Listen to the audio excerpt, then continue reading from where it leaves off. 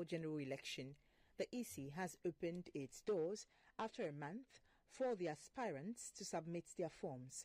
The first to show up on Monday, September 9, 2024, was the NPP's presidential candidate, Dr. Mahamudu Bawumia. He was accompanied by his wife, Samira Bawumia, the running mate, Dr. Matthew Opoku Prempeh, and his wife, Alma Opoku Prempeh. Others are the party chair, Mr. Stephen Ntim, General Secretary, Justin Kodua, Chief of Staff, Akosua Fremoapare, National Campaign Chairman for Bawumia, Dan Butchie, and other leading members of the NPP. The General Secretary of the NPP, Mr. Justin Kodua Frimpong, presented the completed nomination forms signed by no less than 2 persons who were registered voters of each district assembly. The filing fees for presidential candidates of 100,000 cedis was also presented to the Electoral Commissioner, Madame Jean Mensah. The EC chair, Madame Jean Mensah, while accepting the nomination forms of Dr. Bawumia, spelled out requirements that each presidential candidate must meet to be eligible to contest in the presidential race. As in 2020, the Commission has established 2 teams which have been tasked to review all forms submitted. The technical team has been tasked to review forms to ensure that the presidential candidates meet the qualifications as set out by law, namely that the candidate is at least 40 years of age, that he or she has satisfied all tax obligations, and that he or she has nominated a vice presidential candidate, among others. NPP's presidential candidate, Dr. Mahamudu Bawumia, called for peace and support for the Electoral Commission to deliver a free, fair and transparent election. I believe the EC will live up to the task. Historically, I think Ghana is in a very enviable position as far as the conduct of elections are concerned. And I believe that Madam Chair and your team will live up to it. But let's pray and continue to pray for God's blessings for the EC. NPP's General Secretary, Mr. Justin Kodua Frimpong, said the party has also paid for the nomination for all the NPP parliamentary candidates across the country. Meanwhile, the NPP's presidential candidate, Dr. Mahamudu Bawumia, says the party is prepared and poised for victory. He called on the NPP faithful to work extra hard to retain the party in power because the NPP has a better record and performance than the NDC. He said the NPP has demonstrated its capability over the last 7 years to better manage the economy, even in the face of global economic hardship. Dr. Bawumia was speaking at the party's headquarters after filing his nomination forms at the EC. Scores of NPP supporters had gathered at the party's headquarters for the NPP's presidential candidate, Dr. Mahamudu Bawumia, his running mate, Dr. Matthew Opoku Prempeh, and other leading members of the party. The General Secretary, Mr. Justin Kodua Frimpong, called on the rank and file of the party to guard their loins and campaign to enable the party to break the 8. We are barely 3 months to the elections. I call on all of you to take part and actively be involved in the retail campaign. We should not be complacent by thinking that because we have outperformed the NDC, we have done so much rules, so much development, it's a done deal. Please, let us work very hard to make sure we break the 8 come December 7th. The National Campaign Chairman, Mr. Dan Butchie, said filing of the nomination means the hard work has started for the Elephants to win power again. Of all the campaign, if Dr. Bawumia and Dr. Prempeh, they have not filed today, it means we don't have a candidate. If all our 276 primary candidates don't file, we don't have a candidate. Now we have a manifesto, we have a message. Now we have our candidates. Our focus is now to work hard and win December 7th. The majority leader in Parliament, Mr. Alexander Aponyo-Markin, said the NPP is presenting a candidate who is an embodiment of hope for Ghanaians.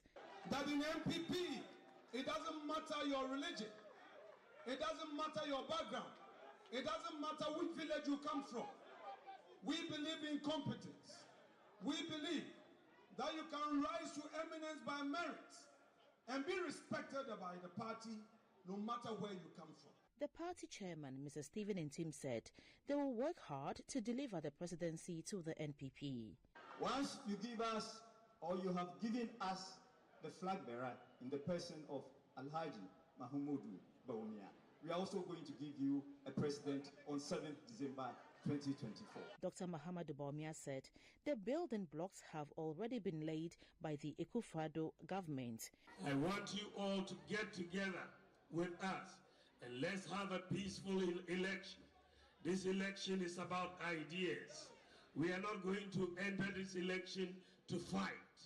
It's only people without ideas, people who are empty, who resolve to fight it. We have ideas. We are full of ideas, and we will fight all our ideas. Dr. Bawumia called on the supporters to move from house to house to campaign for the party. On the other side, the National Democratic Congress, NDC, says it will embark on a nationwide demonstration if concerns raised by the party about the voters' register are not addressed. The chairman of the NDC, Mr. Johnson Esiedun Ketia, gave the indication during an interaction with the media after submitting the nomination forms of his candidate, Mr. John Dramani Mahama, to the EC. The National Democratic Congress was the last to submit its forms on the first day of filing of nomination by presidential aspirants. The team was led by the chairman, Mr. Johnson Esiedun Ketia. He came along with the General Secretary, Mr. Fifi Kwete, former Greater Accra Regional Chairman, Mr. Adekoka, Dr. Manebuama, Ambassador Victor Smith, and other party executives. Mr. Esiedun Ketia presented the forms on behalf of his flag bearer, Mr. John Dramani Mahama.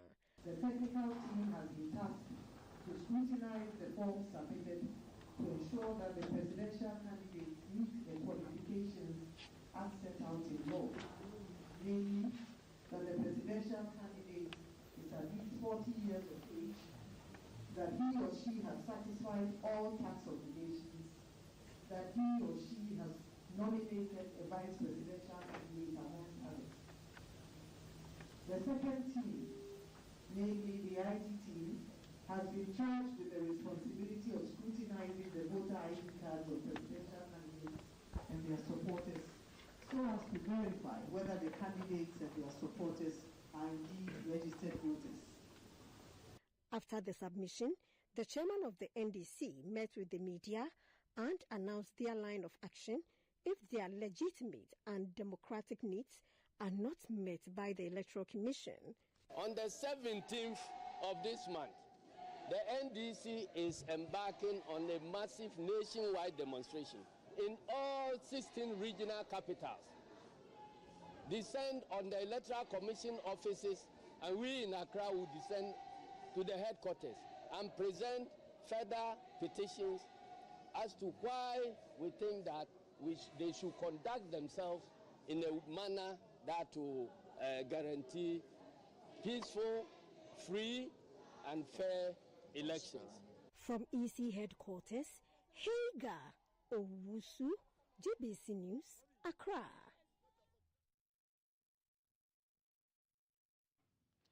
Still at the EC headquarters, aside the two major political parties, 6 other presidential aspirants filed their nomination ahead of the December polls. The presidential candidate of the Liberal Party Ghana, LPG, Mr. Kofi Apalu, filed his nominations. He was accompanied by his running mate and some party executives.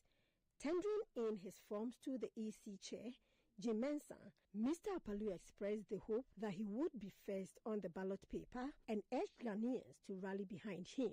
An independent candidate, Nana Kwame Bediako, popularly known as Cheddar, also came 8th Emini entourage, as well as his wife, to submit the nomination forms.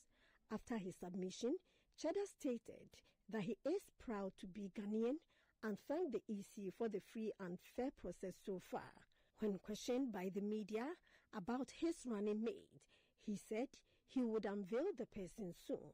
The Ghana Union Movement, GUM, was the next to submit their nomination forms.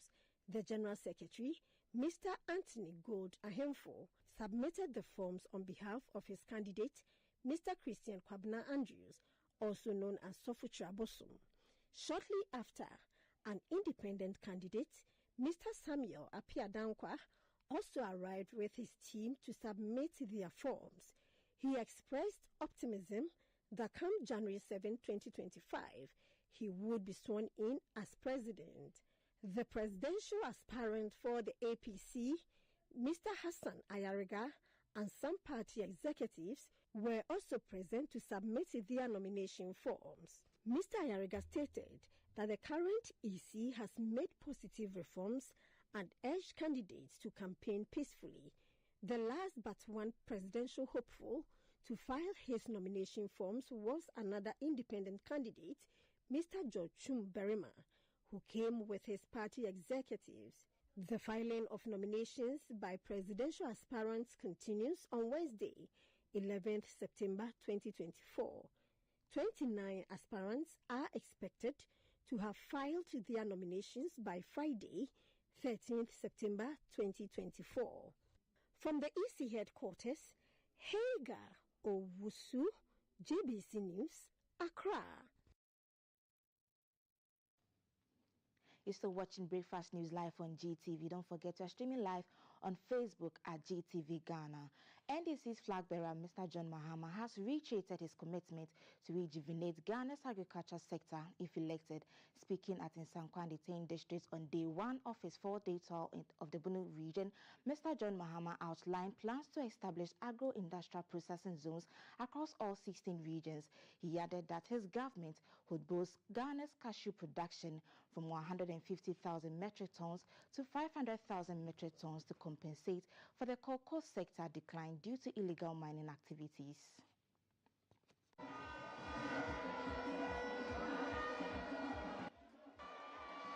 Mr. Mahama commenced his 4-day Mahama for Change 2024 campaign tour in the Bunu region with courtesy calls on the chiefs and people of Nwasi, Wenchi, Nsoko, Bedu, Chira, Odumasi, and Shunyain.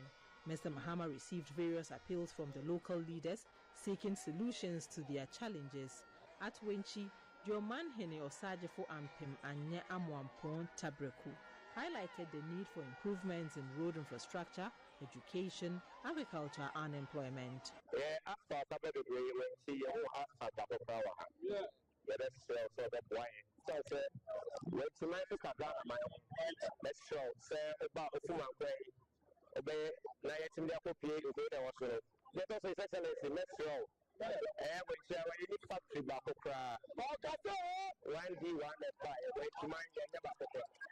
Mr. Mahama, in response, pledged to establish an agro-industrial processing zones nationwide and significantly increase cashew production to offset the damage caused to the cocoa sector by illegal mining activities.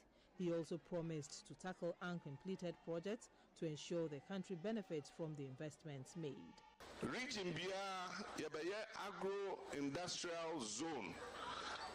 Abaimbeje asase. Na yatwe kane akoho yatwe nsuo akoho ne aye akwan ewo industrial zone ni bia na yafre abrofo ene Ghana for businessmen nyina wa opese o ye tomato factory ye be ma wasase no abesi factory no wa opese o ye cashew factory ye be ma wasase kanea wo ho esuo wo ho ekwan ko ho no abesi factory no na sa factory na ye besi na a 24-hour economy policy factory. On road projects, Mr. Mahama said despite the NPP government's claims to have constructed more roads than any government, his tours around the country shows the contrary.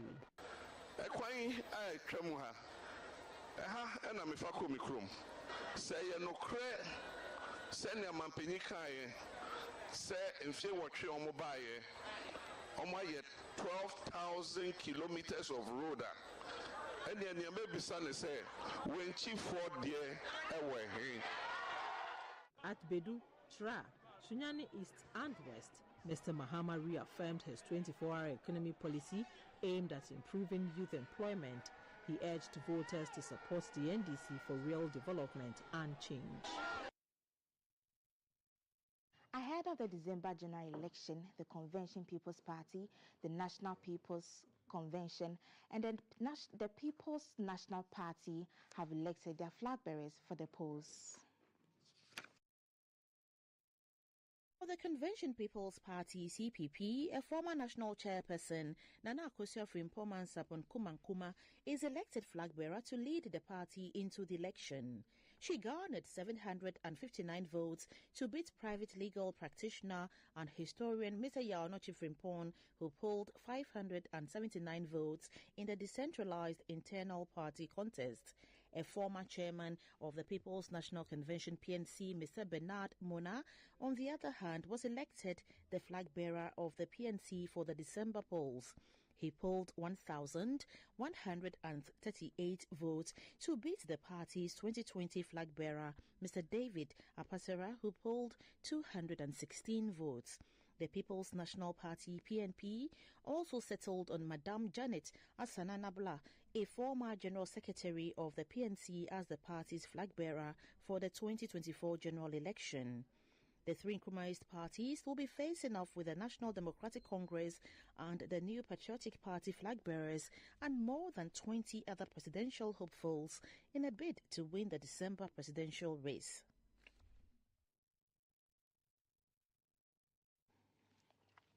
Nine 59 people have been confirmed dead in the central Niger state after a Ford tanker collided with a lorry carrying passengers and cattle.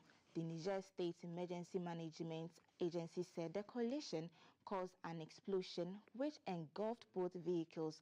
A number of both vehicles were also caught up in the explosion. Response team was dispatched to the scene to manage the situation. Footages taken from the scene shortly after the incident showed the two vehicles which have been entirely burnt out, as well as a number of dead cattle. An emergency rescue worker said they were working to recover bodies as well as dead animals which were still inside the vehicle. Funerals took place after most of the victims on Sunday.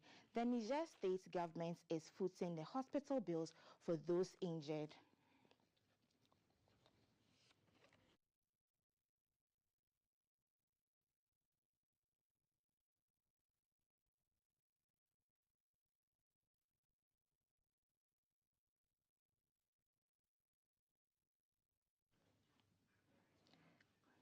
The Forum on China's Africa Cooperation says the aim of the debt trap narrative by the West is a despite China's growing influence in Africa.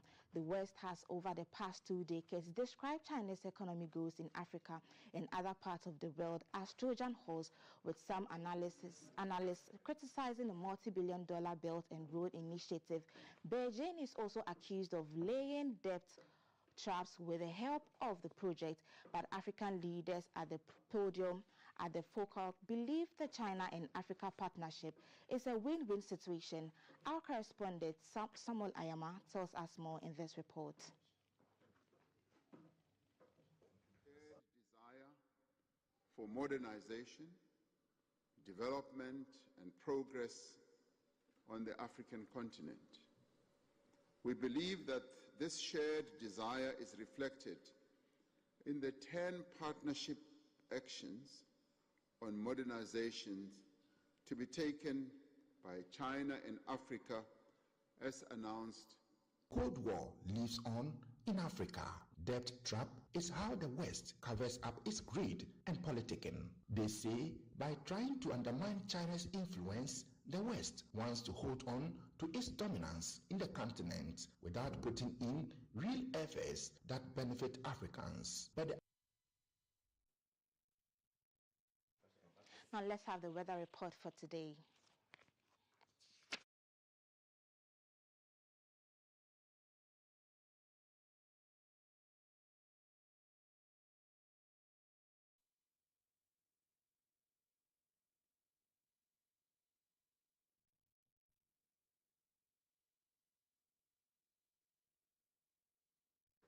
On the line is Felicity Ahafanyo from the GNet to give us updates for today. Good morning, Felicity. Good morning, Valencia. How are you? I'm fine, thank you. Please, how are you doing? I am much better today than yesterday. Thank God. Please, what should we expect for today? Yes, good morning to our dear viewers and listeners across the country. For today, the start will be variably cloudy. We expect the sun to smile on us. By afternoon, we are anticipating a weak storm that is progressing. Currently, it's still in Nigeria. It will take about 7 to 9 hours to get to Ghana. We expect it to affect areas around the OT region, some places over the northern region. Then later, we expect it to induce cloudiness over the Bono East, Bono, and then Ahafo areas and parts of the Upper East region. For Greater Accra, we expect them to also have variably cloudy conditions and possibility of some short period of rain to this, especially towards the evening hours. Temperatures will be around 30, 33 across the country. The state of the sea is still expected to be rough. We expect fisher folks to take precautions. For the Volta Lake, we don't expect any activities this morning into the afternoon. But then towards the evening, the storm that we anticipate is likely to affect those around the OT region and later decreasing or moving towards the Bantu and some areas within the Kokwe communities. For the in terms of tomorrow, the early hours of the day before we bring you the update, we expect misty and foggy conditions around the eastern region. Those going towards Edgrey, Koforidia, those going towards Achimda, Abetifi, Nkoko in the Ashanti region, and then parts of the Kumasi Township. You expect them to have misty and foggy conditions likely to reduce visibility at the early hours of the day tomorrow. Felicity Ahafanyo from the GNet giving us the updates for what we should expect for today's weather. Up next is the Lotto winning numbers for Monday Lotto.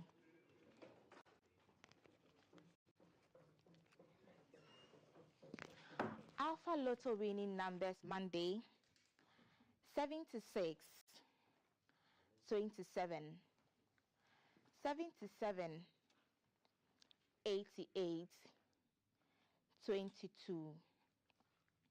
Alpha Lotto winning numbers for Monday: 77, 76, 76, 27, 27, 77, 77, 88, 88, and 22, 22.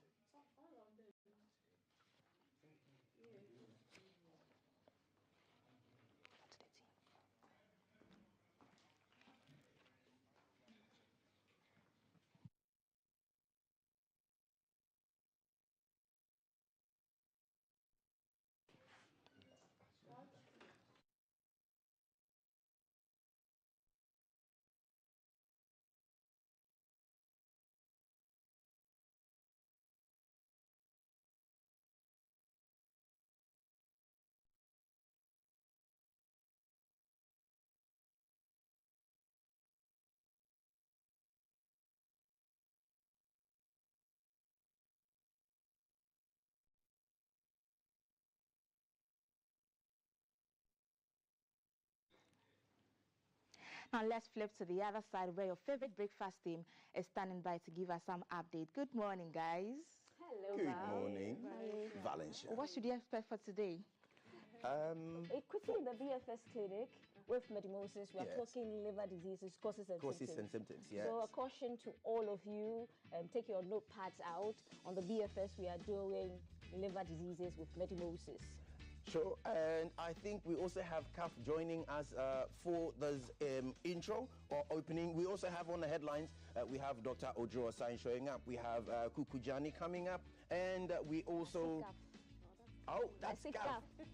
Station Asafu Market. Oh, CAF is in Kumasi.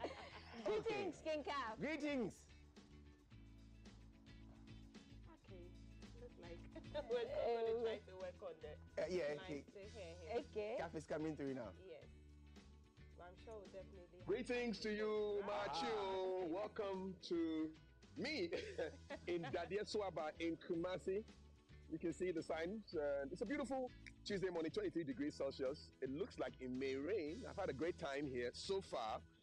And we will be coming to you with snippets of my interactions. So yesterday, I was at a hybrid power plant where they are turning boiler into energy. And it was such a revealing conversation. We'll be getting bits and bobs of that today and tomorrow. And tomorrow, watch out for a panel conversation that we'll be having, which we'll bring to you later on. But it's great. I'm enjoying Kumasi, enjoying the vibe. Haven't had my fufu yet, but it was offered yesterday. I turned it down so that I can deal with it this morning. Maybe tomorrow I'll have fufu for breakfast. This is a breakfast show. But hey, welcome to GTV Breakfast. I'll meet you all. Take care of yourself. And hopefully we'll pop back again during headlines for an update of what we have to offer for you right here in the heart of the Garden City in Kumasi, Ashanti region, Ghana. My name is Kafide Machi. Near food for breakfast. I can imagine. Kaf wants to say something to me. He's just being careful. Oh, don't mind your So we at the politics. You know, we're in the season, and for our manifesto watch, we're looking at the MPP's key policies. Their flag bearer, Dr. Mahmoud Bawumia. And so we'll have the MPP in the studio a bit later after the headlines to delve into that conversation as well. Rocky Dawuni is with us. Is in the studio. Yes, indeed. And so I'll be looking forward to that conversation. Fantastic. Our WhatsApp number is 05555. I can't wait to get in Ghana. 31064. Across social media, we are GTV Ghana. Look for the hashtag GTV Breakfast and you will find us. Right. What else, guys? Stay with us. Surely. Today in history. Today in history. Today happened to be the day when King Charles III was formally pronounced to be king after the passing of his mother, Elizabeth II. You don't say. That is it. Okay, guys. That is it. Okay, Catch you guys on the flip Thank side. you. Yes. We'll see you.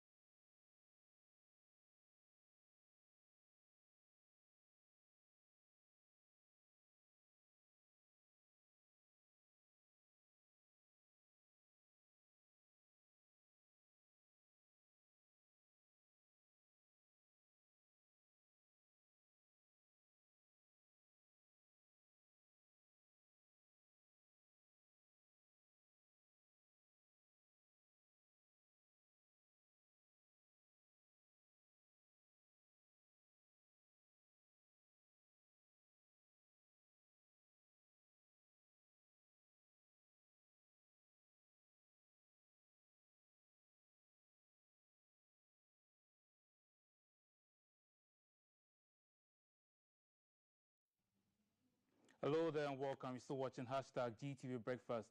And now we give you something inspirational to help you boost for the day. So today's quote of the day comes to you from Albert Einstein, and it goes, learn from yesterday, live for today, and hope for tomorrow.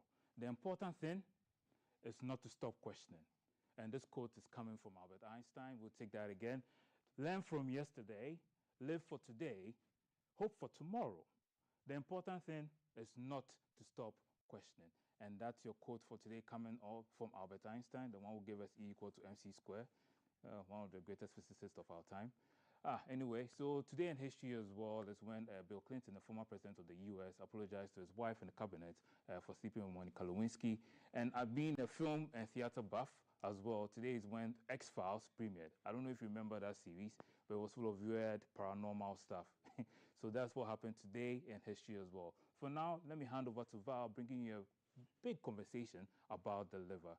Good morning, Val. Take us away. Thank you, Jay. Greetings, people. Welcome back to the show. We are in the VFS clinic. We're here with our favorite doctor. Our Tuesday mornings belong to Medimosis. We are here with Dr. Prince Osei. Today, your T-shirt is sporting your name. Dr. Prince Osei, Medimosis. That's it. He joins us every Tuesday morning to give us insights into some medical conditions, causes and symptoms. Today we are talking about liver, causes and symptoms of liver disease. So the liver is the second largest organ in the human body after the skin. It performs so many functions, including detoxification. We're going to have a conversation on how we can keep our liver safe, and if we have a liver condition, how to manage it as well. Dr. Prince, greetings. Good morning. How are you? Good morning, Val. I'm well. How's your week been so far? It was just yesterday. Yes, but it's already tiring. I'm telling you, yesterday was like a roller coaster. Anyway, we move on. Our coach says we shouldn't stop moving. So yes indeed. Okay, so let's begin. First, what is the liver? All right, so as you said, the liver is the second largest organ in the human body, apart from the skin. So the skin is the first largest. If the skin is taken out and put together, that will be the largest organ. Okay. So the liver is the second largest organ in the human body. And it's located... What's the size? What's the size? The size is about 16 centimeters.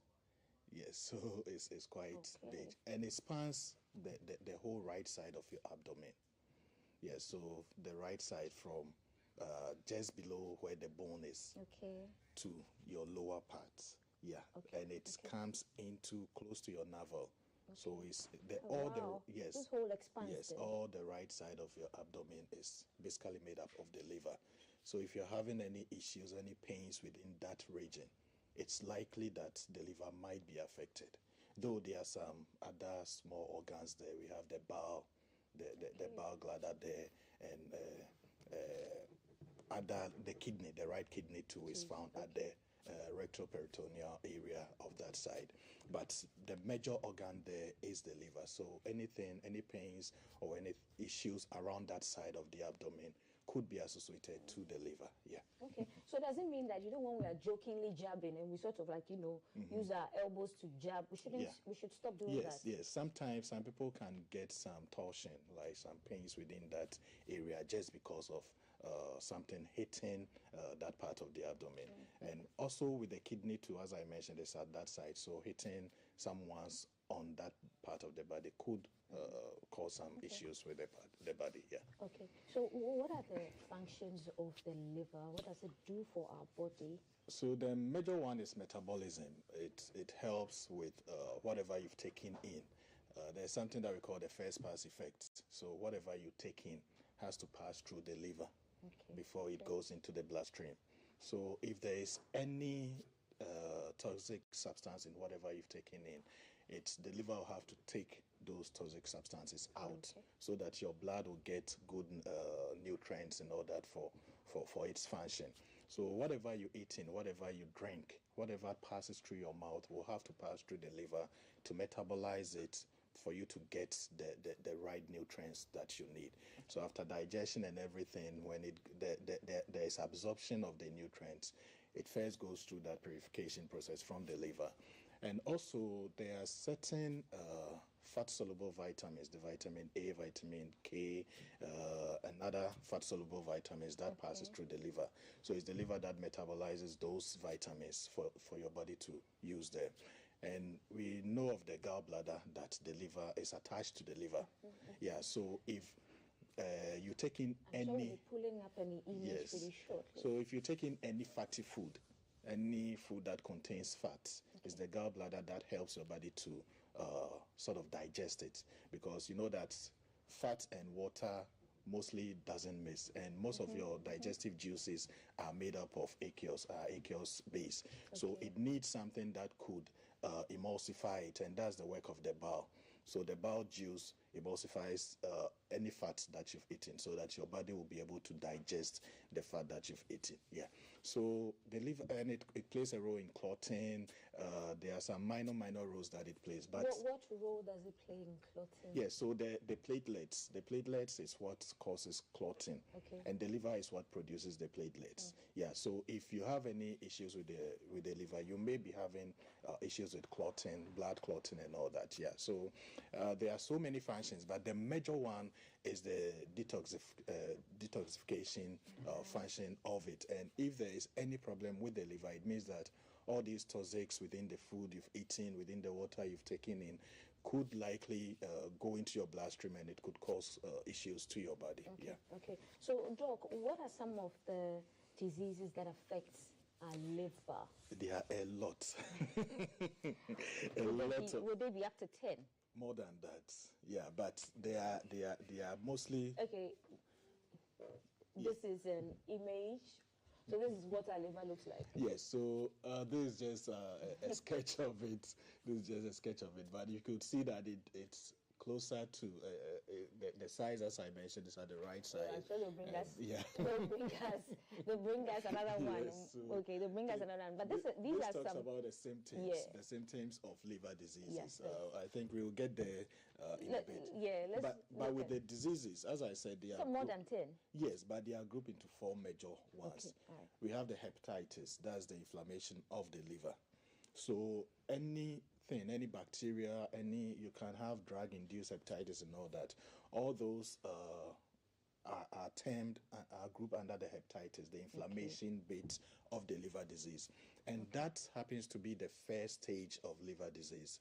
So if you have any injury to the liver, it first causes an inflammation response on the liver. So the liver could be inflamed in an attempt to fight the infection or the injury that has been caused to it. So it could be that you have a viral hepatitis, and we know that mostly we know of hepatitis B. When we talk about the liver, we know of hepatitis B, common in Ghana here, but we have other forms of viral infections. So we have hepatitis A, hepatitis C, and others that can all affect the liver. But the major one in Ghana here is the hepatitis B. And then, apart from the viral hepatitis, we have the drug-induced hepatitis. So there are certain drugs that you take that could cause inflammation of the liver.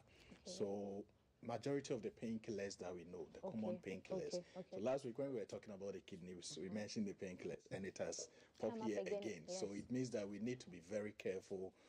The abuse of these painkillers sometimes could cause some major problems in our body. Yeah, so major painkillers, even paracetamol, if it's taken in excess, could cause some liver injury and all that. Yeah, so... Okay, Doc, quick, let's do a detour, because you're talking about paracetamol. Yes. How is this true? If you take paracetamol a couple of times continuously, your body becomes immune and it doesn't work again. How yes, with all the painkillers and even antibiotics, we've talked about antibiotic resistance and all that. Yeah, so with the painkillers, when you take a certain dose for a certain number of times, it will get to a time that the same dose wouldn't be able to effect the same response. Yeah, so you need to increase the dose. So we advise that people don't abuse it. So there are certain pains that could just go with water and sleep. Sometimes we get stressed and we get headache and all that, and we tend to use some painkillers.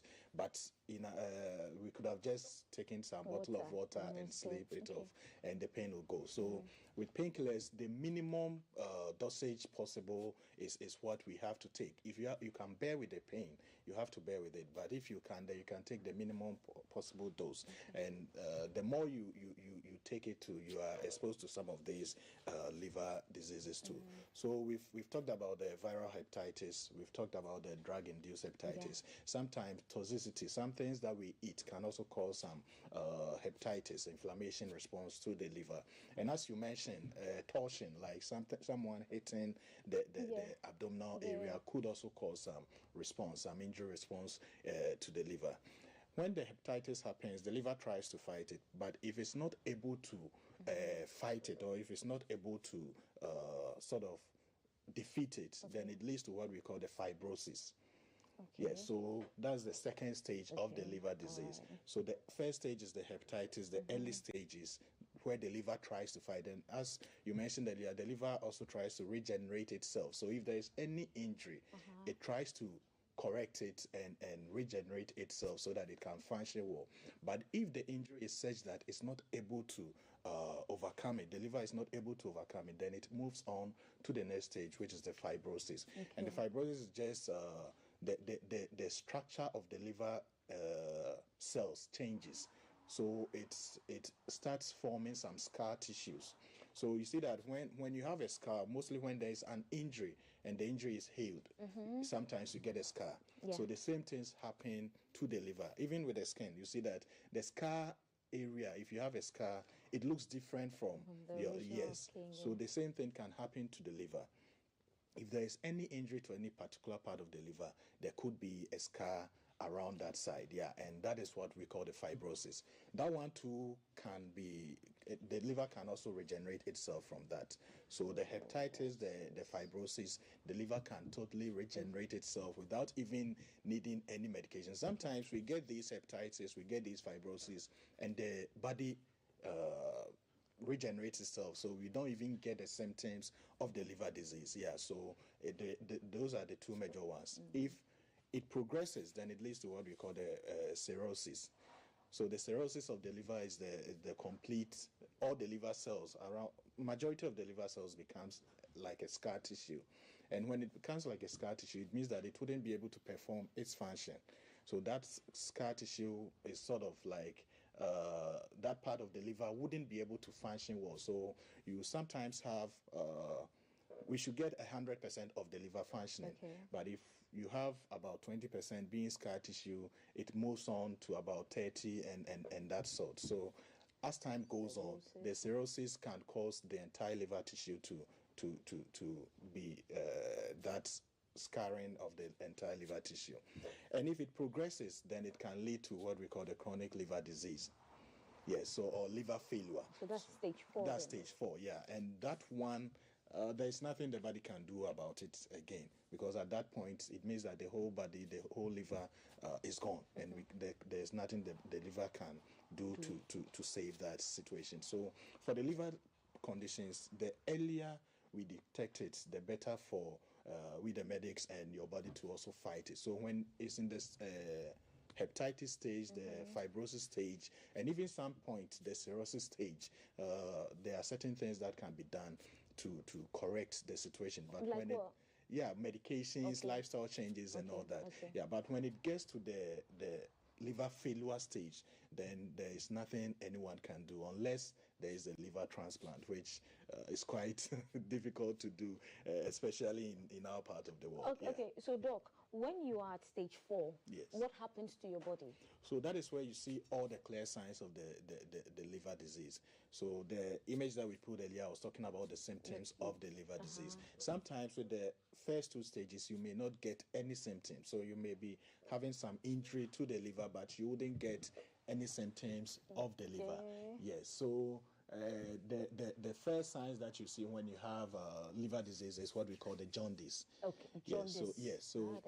Sometimes we think that jaundice is a condition on its own, but it's actually a sign of a liver disease. So jaundice is not a sickness; it's actually a sign of liver disease. And people come to the hospital and say, "I have jaundice," but it's actually a sign of a liver disease. So if someone is presenting with a jaundice, we need to investigate further to find out what is causing the jaundice. And jaundice basically comes about because the liver metabolizes what we call the bilirubin. So bilirubin is gotten from the breakdown of the blood cells. We know that every 120 days, the red blood cells break down and new ones are formed. So when it's broken down, we get the bilirubin from it, and it needs to be excreted by the liver.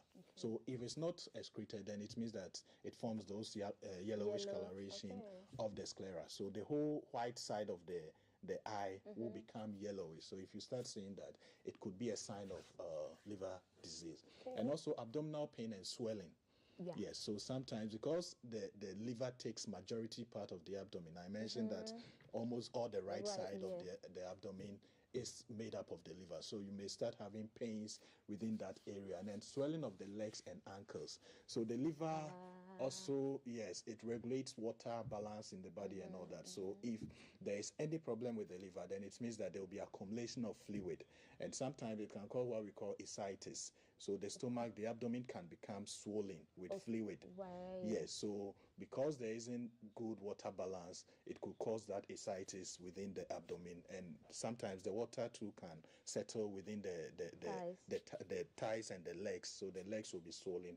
And when we call it pitting, when you press it, you see that it has gone in. Yes. Naturally, when you press it, it should just come up when you remove your hand. But when there's accumulation of fluid, when you press it, it dips in a bit before it comes out. Yeah. When that happens, what is it? Is the water drained out? Like, yes. So is it like some sort of like dialysis where you have to drain out the water constantly? For the ascites, we have stages. So with the fluid accumulation in the abdomen, sometimes we can notice it through what we call the fluid trail, or sometimes shifting downwards and all that. So we look at all those things to be able to detect the amount of fluid in the abdomen. Sometimes there are medications to take it out. We have medications that will cause you to urinate more to take off these fluid from your body. But sometimes too, we have to go in to drain the water, because if there is water accumulation around the abdomen, it means that the organs within the abdomen wouldn't be able to function well. So we sometimes have to drain the water. But if the cause of the liver problem is not dealt with, it means that when it's drained out, another one can come again. So we have people coming to the hospital to get it drained like 2 or 3 times in a week. As people go for the dialysis, people also come in. Especially that happens when you get to the the end stage. The end stage, that's mostly the chronic liver disease. That is where mostly we get some of these things. But as I said earlier on, the early stages of the liver disease, the body can solve that. I saw on the symptoms to itchy skin. Yes, so most people complaining of itchy skin could be as a result of liver problem. Not necessarily an allergy. Sometimes it's an allergy, but sometimes it could be a sign of a liver disease. Because I mentioned the liver metabolizes the bilirubin. The bilirubin causes those itching. So if it settles within the under part of the beneath your skin, then it means that you start having those itchy symptoms. So people having those badly itching right after bathing and all that could be a sign of a liver failure or a liver disease that needs to be attended to. Okay. So at this stage, which is the stage 4, when the swelling starts with water, can it go back to normal? Can it be cured? It's difficult, but it's possible. Do you have any Medimosis product that can cure this or help manage it at this point? For the late stage, no. For the stage 4, no. But then for the early stages, the hepatitis, the fibrosis, there are medications that can help the body to correct it. As I mentioned earlier, if we detect what is causing the hepatitis, let's say if you come to Medimosis and we notice that it's a drug-induced hepatitis, it's a viral hepatitis, how do you tell? There are lab tests to do all those things. So we do the lab test, we check your blood to find out if there is drug-induced or if there is some viral hepatitis in there. And we are able to know which ones to deal with. So if it's viral hepatitis, there are medications to deal with the virus. If it's drug-induced, we look at what drug you are abusing or what drug is so much in your system, so that we ask you to stay away from it. And also, there are medications that also boost the liver function. So if you are able to boost the liver function, the liver, as I said, can heal itself. So if there is any injury to it, what we do is to stop what is causing the injury and to give medication to boost the liver function so that the liver will be able to change itself. There are people who have come in with these early stages and we've been able to manage them well. But when it leaves, it goes on to the cirrhosis stages, it goes on to the chronic or the end stage. It makes it very difficult for even advanced facilities to be able to deal with it. So we advise that people don't get to that stages. If you start having any of these symptoms that we mentioned about, you need to come in to get a check. And also with the liver, it's part of the vital organs that I mentioned last week. So the kidney is part, the liver is part, the heart is part. So the liver being part of the vital organs, we need to be checking it as regular as possible. So if this year you've not done a general checkup, you need to, as a matter of urgency, do that, because if there are some changes within your parameters, the liver function test, there are certain parameters that we look at. So if we do the liver function test and we see those parameters, some going high or some going low, then we could tell that there is a problem with the liver. There are certain things that the liver has to get away from the body. But if we see those things in your blood, then it means that the liver is not functioning well. So we can find ways to correct that.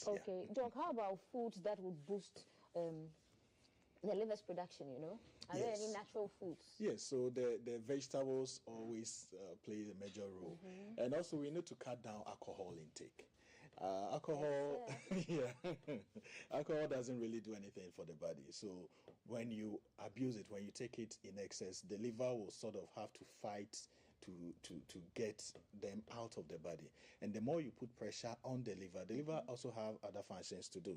So it has to take off the waste from the food you've eaten. It has the water you've taken and everything. It has to deal with all those waste products. So you don't have to increase its work by putting in things that the liver will have to work harder to get out of your body. So we have to reduce alcohol intake, smoking. We have to reduce and all that. And we have to reduce fatty meat, because as I mentioned, fat digestion, it comes from the liver. The bowel has to secrete its juice. So sometimes there are certain things that we do, it causes problem to our liver. And water intake is very important. So with the bowel, as I mentioned, it's a gland, so it secretes some bowel juice when you take in any fatty food. That's the green juice. That's the green juice. When you take in any fatty food, it means that when it gets into where it has to be absorbed, the bowel has to mess with it so that the enzymes can work on it. If you don't take in enough water, the bowel juice will be so much concentrated. Sometimes it can become crystalline. You can get, the last time we mentioned kidney stones and all that. You can also get those stones within the bowel. So sometimes it makes it difficult for the bowel to release its juices on the fatty foods that you've eaten. So people come to the hospital and they complain that after eating oily food, they find it difficult to do anything. Like they feel so it's like indigestion. They start having this form of indigestion. It could be that the stasis, like the tubes in which the bowel juice has to pass, have been blocked by either a calculi or something. So that could also affect the liver in a way. So we need to hydrate a lot. We need to reduce alcohol intake and all that to prevent all these things from happening to our body. Right, Doc. Thank you. So, Doc, in wrapping up, 2 key highlights to take home from this conversation. Yes, so we need to... I'm taking water. I'm taking water. And we need to do a regular checkup. So if you are less than 30 or, you are less than 30 years, you need to do it once a year. As you are aging from 35 going, you need to do it like every 6 months to make sure that everything is okay. So this month, have you done your general checkup? Nope. So we need to do that to make sure that if there is any problem, we can pick it up early. When it comes to health, picking it up early is very key. So we need to pick it up early so that if there is something that we can do that to solve the issues. Yeah. Thank you so much, Dr. Prince. We've been having a conversation on causes and symptoms of liver diseases. I hope you're taking your notes. We've been doing this with Tuesday Doc, Dr. Prince Osei from Medimosis, proud sponsors of the show, as well as Awake Purified Water and Virtual Sound Lab.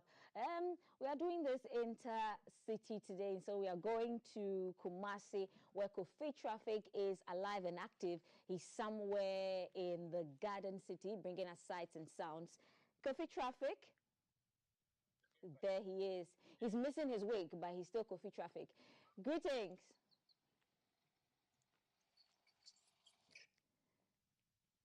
Okay, so while we wait for Kofi Traffic to get back to this where he is. Village in the Ashanti region, and we are asking how safe are you on our roads. So Kofi Traffic left his wig and his safety jacket in Accra, and he sent me to come and check out what the situation is. And we have a very serious situation here of a truck that has broken down. So this is the story. The truck, I spoke to the maid. The maid said they came by around 1 a.m. to buy fuel at a fuel station pointing in this direction. You can see the fuel station, Sokoban, JP filling station. And then he was trying to reverse, go backwards into this road, reverse, and then turn around and go back this way, and his axle got broken. So the reverse action couldn't take place anymore. And now you have a situation where this truck is blocking the turning for those who are coming up from this road into this area. Let's come down a little bit so you see exactly how serious it is. So it's a lot of processed wood that was being delivered.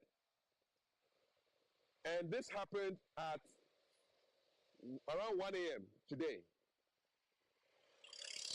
So as we speak, the triangle of the truck is so close to the truck. You'll see it pretty soon.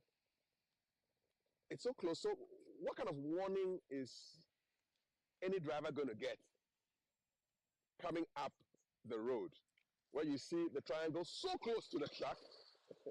Obviously, the driver doesn't know anything about road safety, because this is not the protocol. You don't keep your triangle so close. Now, what is happening is that if cars are coming up this road, they will have to go, and they want to turn to the right. They'll have to move up and then maybe pass through the filling station and then turn to the right, or try and negotiate and see, is somebody coming, somebody coming. It's quite dangerous. And it has taken basically the entire lane of the road is so dangerous. Now, a driver has come up with some dead coconut leaves or some dead palm, and this is supposed to be a warning. I just don't understand how this can reflect anything. So this is how it is. Those coming in from this side cannot go through, and everybody seems to be slowing down when they come here because it is such a dangerous thing. The motor traffic people need to be here ASAP. I'm going to note, so that the truck belongs to West African Hardware and Decor Limited, Adenta, with branches in Tema, Sunyani, Takrady, Weja, Kantamanto, and Kumasi. I'm going to cross this road and we can get the number of the vehicle. So we make this report ASAP, the MTTD, Kumasi, close to Sokoban. This is the Sokoban Wood Village. They need to be here now before we have a disaster on our hands. So I'm going to cross over and get the number of the vehicle so that this is done. As you can see, the driver is putting leaves on the road. It makes no sense to me. So that's it, GR 119212. GR 119212. It's a long vehicle belonging to the West African Hardware Company. And wow, this is so dangerous. Very dangerous, pal. And you're dangerous. Shaft. Ask now, Abu. Wow.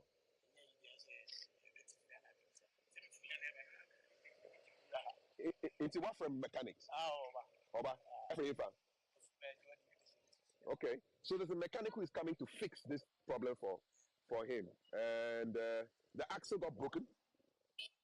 So correct. Axle no, Abu. Axle. Shaft. Okay, well, I'm a presenter. I'm not a mechanic. So the okay, so shaft no.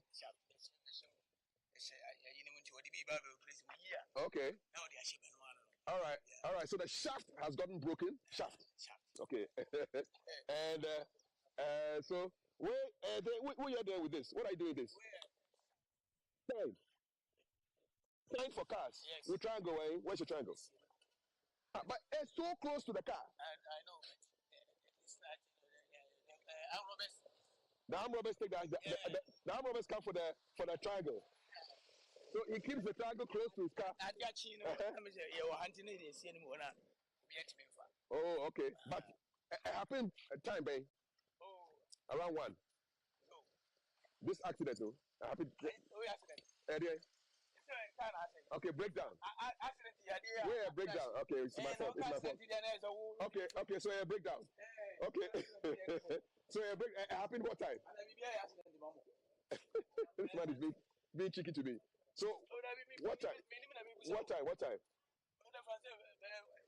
1 a.m. So let's get it all the way down. There are no arm robbers being in behind anyhow. But at this time, but at that time there, now who's through?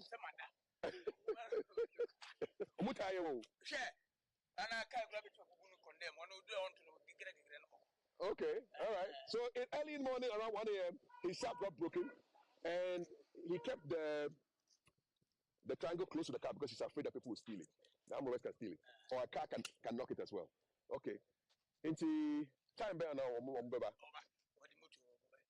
Okay, so the mechanic is coming on the motorbike to come and fix it. Musa. Okay, Musa. Una driver no. So that's Musa. He had a breakdown. His shaft got broken around 1 a.m. and he's waiting for a mechanic to come and fix it. And he says the leaves are supposed to help people know that there's something in the problem. But who here 2 triangles? Oh. Omafa. Tips no. Reflective. Okay. Okay. Oh, just like that. Just like that.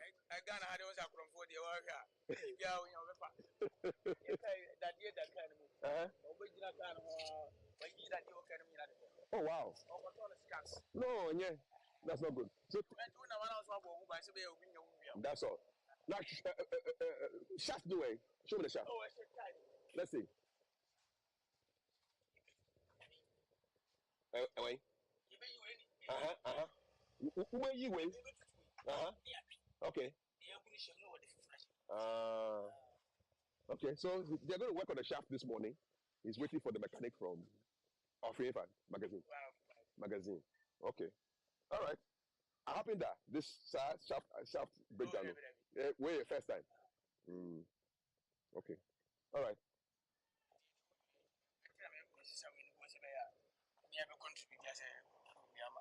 But Ome to me who say leaves now. Ghana.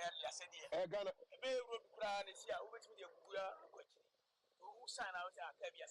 Ghana sign.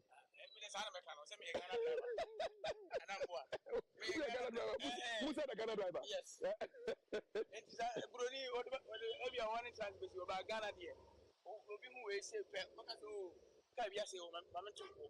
Well, he says this is a Ghana sign. You know, in Ghana we understand ourselves. When you see the leaves on the road, then you know that there's something happening. Maybe the car has broken down or there's some issue, accident, whatever. But this one is a breakdown. So he says, Ghana, we understand it. So when we see the leaves, then we know that there's a problem with the car, and then you slow down. Okay. Where are you driving for how many years now? Oh, I checked 30 years. 30 years as a driver? 60 years. Oh, 60 years. Yes. We're fresh. We're a fresh guy. Yes. Why fresh? 30 years. 40 years of driving. Who's trying to work for? Meet for a long time.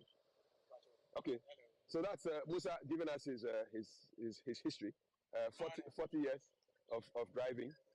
And we're going to take a quick break right now. We are done with our traffic segment. So he says that the people are coming from magazine to fix the issue. He had a shaft breakdown. His mate obviously misled me. He said it was an axle issue, but it's a shaft issue.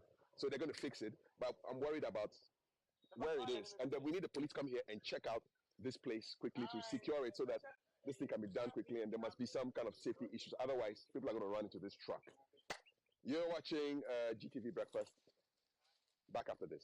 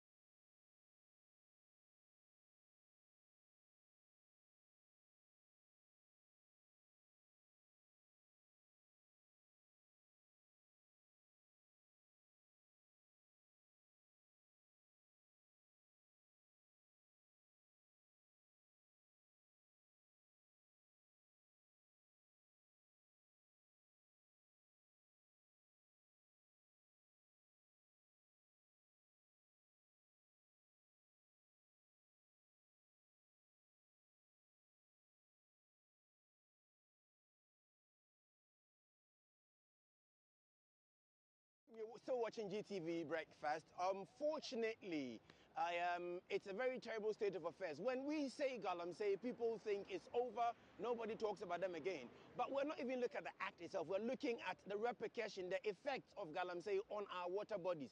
And so traveling from Apiate in the western region towards Accra, we decided to sample every water body on the way, just to show the effect of it, because we have seen firsthand what is ongoing. And so right next to me is a bottle containing water fetched from here.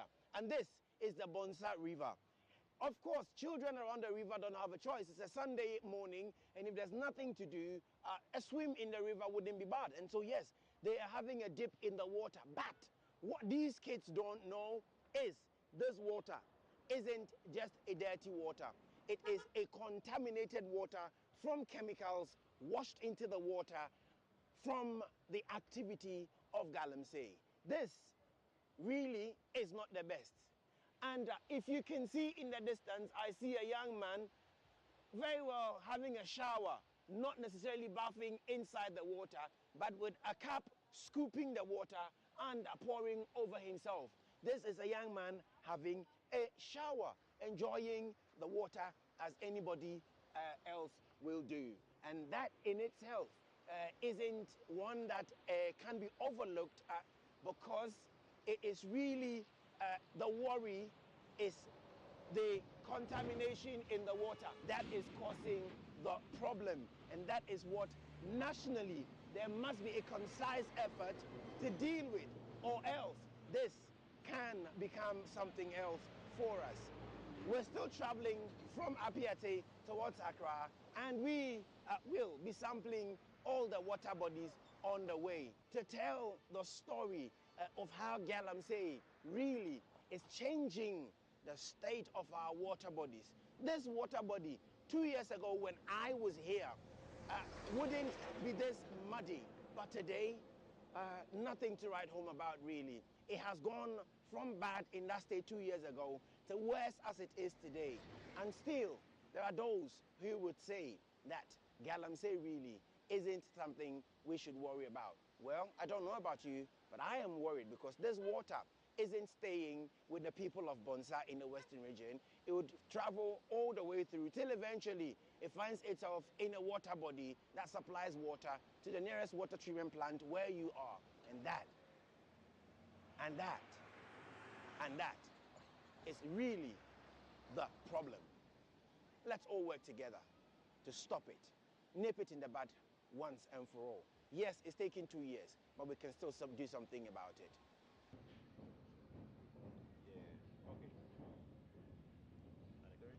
And so our journey from Apiate near Bogoso, as I mentioned earlier, took us through parts of Afamasa Kotom, Onyipehiam, Boa, Akukubidi Bro. We came to Bonsa, and right after Bonsa, we journeyed west towards south. Again, so we came to a town called Ewusiejo, where the river Butre travels down south into the sea. Interesting, but unfortunate it will be that the water in Ewusiejo is no different from what we encountered around Bonsa. I am going to get into the water and fetch a bit to show the difference between that and what we fetched from the Bonsa water body. And here I go, dip down into the water, and I have a cup full. And this is what I am scooping up to show my cameras what it is. You may not agree that Galamsey has a certain effect, because on your pocket, Galamsey has been really very kind to you. But spare thought for the many who live along the banks of these water bodies, who depend on them for a livelihood. Again, I'd want to show you a certain sharp contrast between what is rainwater collected close to the Ewusiejo water as it flows down south. And if this is rainwater collected, which should make its way back for the rocks next to them, it would have made its way into the main water and flow down south with now what you see behind me. This, to my left, as you can see, is what Galamsey has done to it. Then one wonders what would have happened if this rainwater had gone through the mainstream and flown down south without the effect of Galamsey on the water.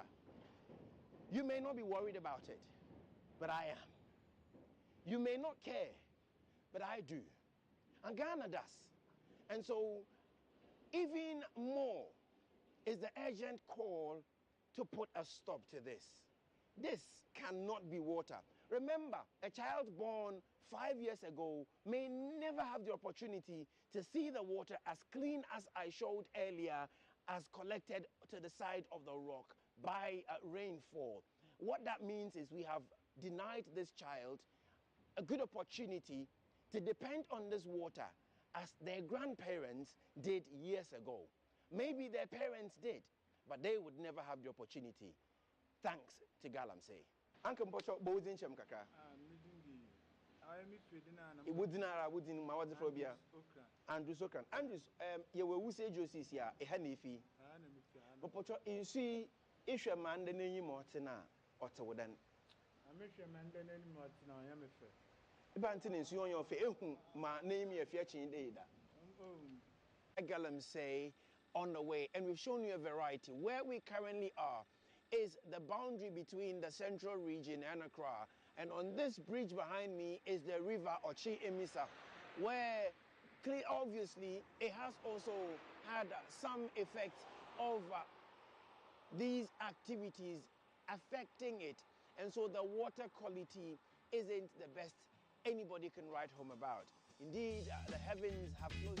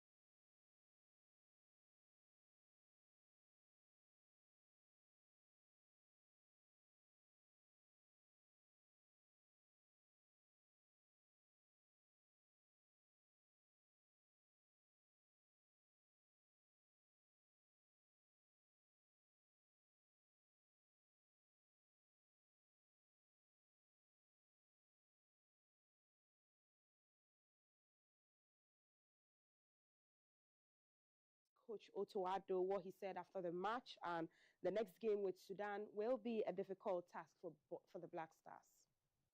The match is you satisfied to result?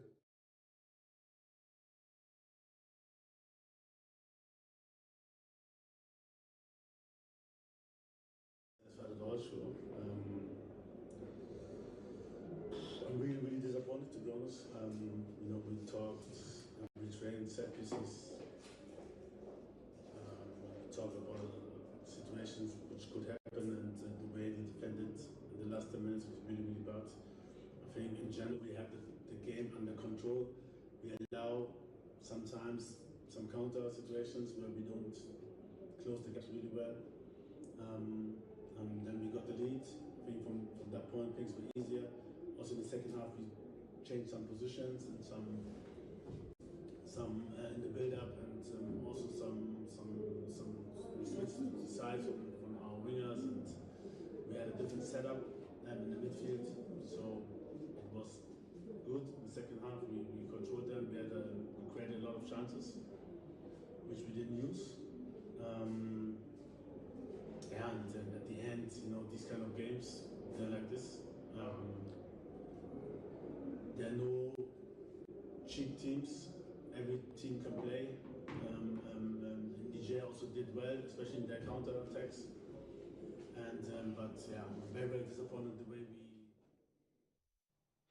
More on the AFCON 2025 qualifiers in Sudan, and that the guidance of the former coach of the Black Stars, Coach Kwesi Appiah, suffered a 2-1 defeat against Angola in the 2020 Monday in Luanda, hoping to build on their winning start after beating Niger. Sudan faced disappointment in a closely contested match, and Angola took the lead through Mabululu's penalty in the 51st minute, but Sudan quickly responded with an equalizer from Mustafa Kashim. However, Angola's Randy Nteka struck late to secure 3 points and leaving Angola with a perfect record of 6 points from 2 games.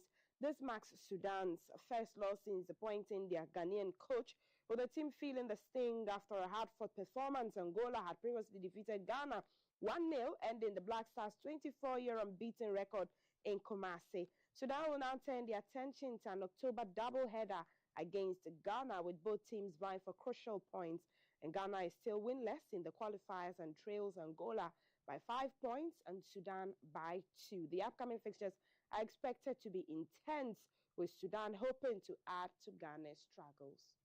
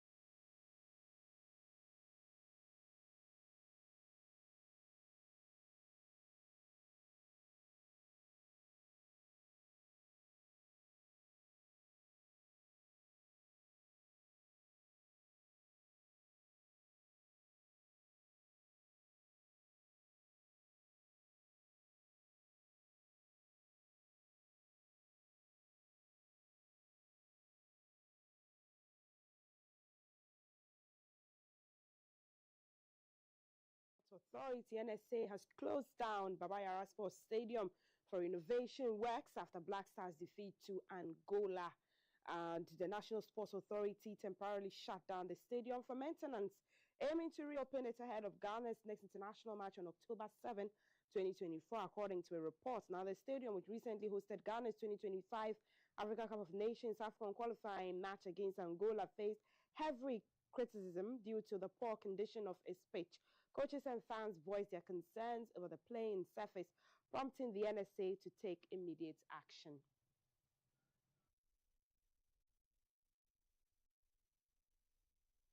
And we're hoping to get that pitch back in shape for that October clash.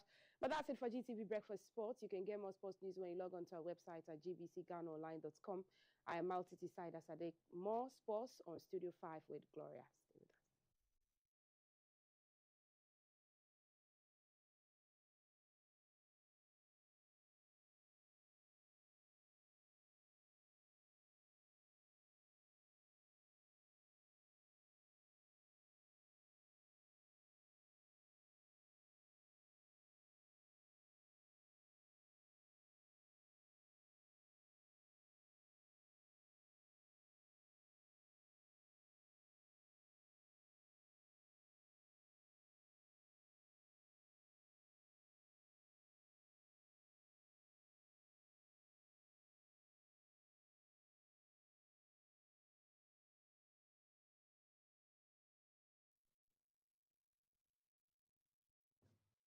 Greetings. Hey. Greetings.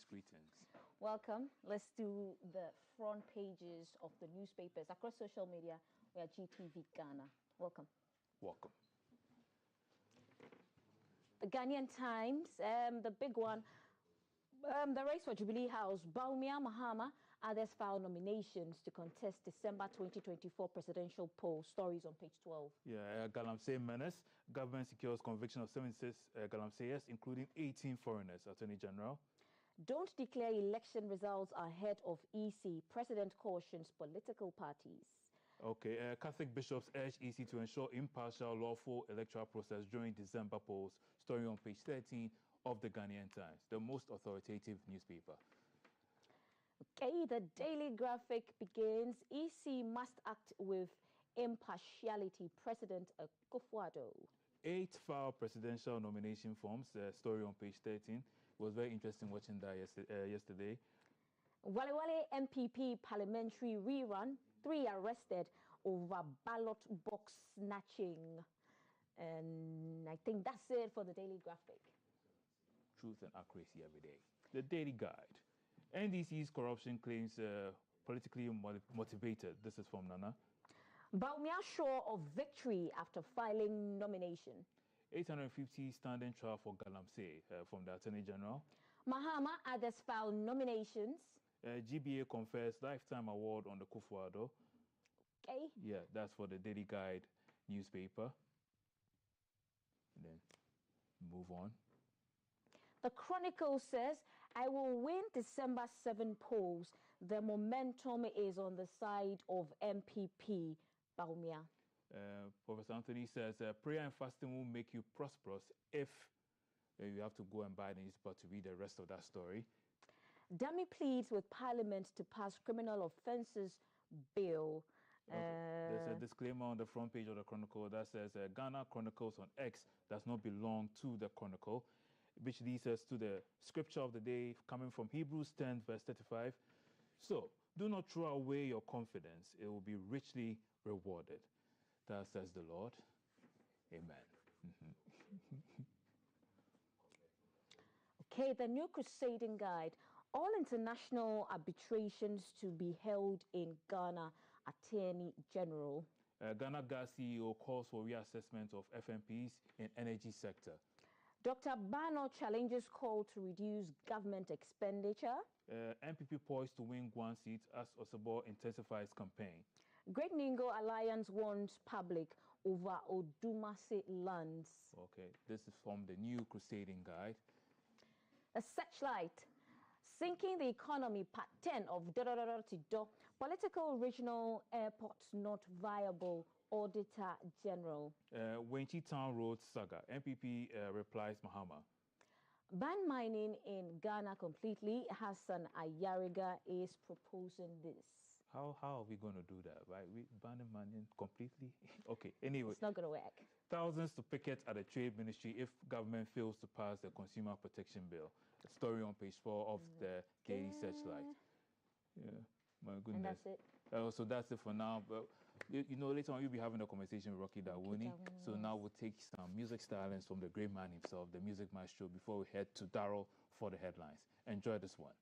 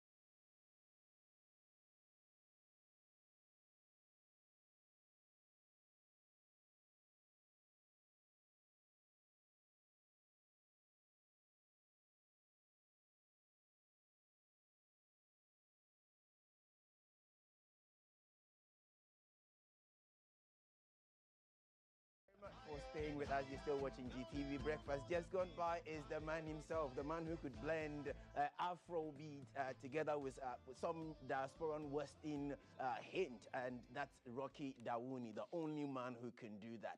He'll be with us on the show this morning. We'll be sitting with Valerie Danso to bring us that side of him, and so stick and stay so you can enjoy more of it. Good morning to you, and we're here to look at what is making the rounds. Yesterday, we saw the various political parties filing their nominations, either presidential or parliamentary. We also have some coalitions rising up and singing Bob Marley's song, Get Up, Stand Up, Don't Give Up. The fight is never end until it's over. Don't give up. We're going to be looking at issues surrounding Galamsey. Are we threatened? Have we only just woken up to the threat? Have we just realized very soon we'll all be dying because we are destroying everything else that keeps us alive? And then we'll be looking at some issues around our society. And if it is okay, we'll be speaking to Engineer Ken Ashigbe. So look at NDC, NPP, 6 others file nominations, fight against Galamsey. To do nothing is not an option, says Otumfo Osei Tutu II, Opimsuo Asantemaira. And then we have NPP Wale Wale parliamentary primary nullified for the second time. Some people are just thieves, and when you catch them, teach them lessons in decency. How can you go snatching ballot papers in today's Ghana? Anyway, before we come to the stories and the issues, we will be looking at a Galamsey video. This is a raw footage, unedited and not touched. It was just as it was recorded is what we're going to be watching. And we'll see if our lives doesn't matter, the cost of that action on some national infrastructure. Shall we take that video, and then I'll come introduce my guest, and we'll look at the stories. So from the top of the travel truck we were traveling on, this is the standard gauge rail line between Takrady and Kuni Valley. But on the sides of it, an interesting development. Whereas we're saying Galamsey is a thing of the past, please look at this and tell me what exactly you think. They have their washing equipment, and these men are very busy at work doing their Galamsey. I came here with the assembly member for the area, and he tells me that indeed it is a battle not being won. Perhaps we may call it a battle for the Lord. That man you see out there is not a farmer. It's a galamsey busy at work doing galamsey. It is really very, very sad. This activity is not stopping now, and it won't stop today. Galamsey will continue to be a menace so long as people decide not to do anything but pay the whole activity a lip service.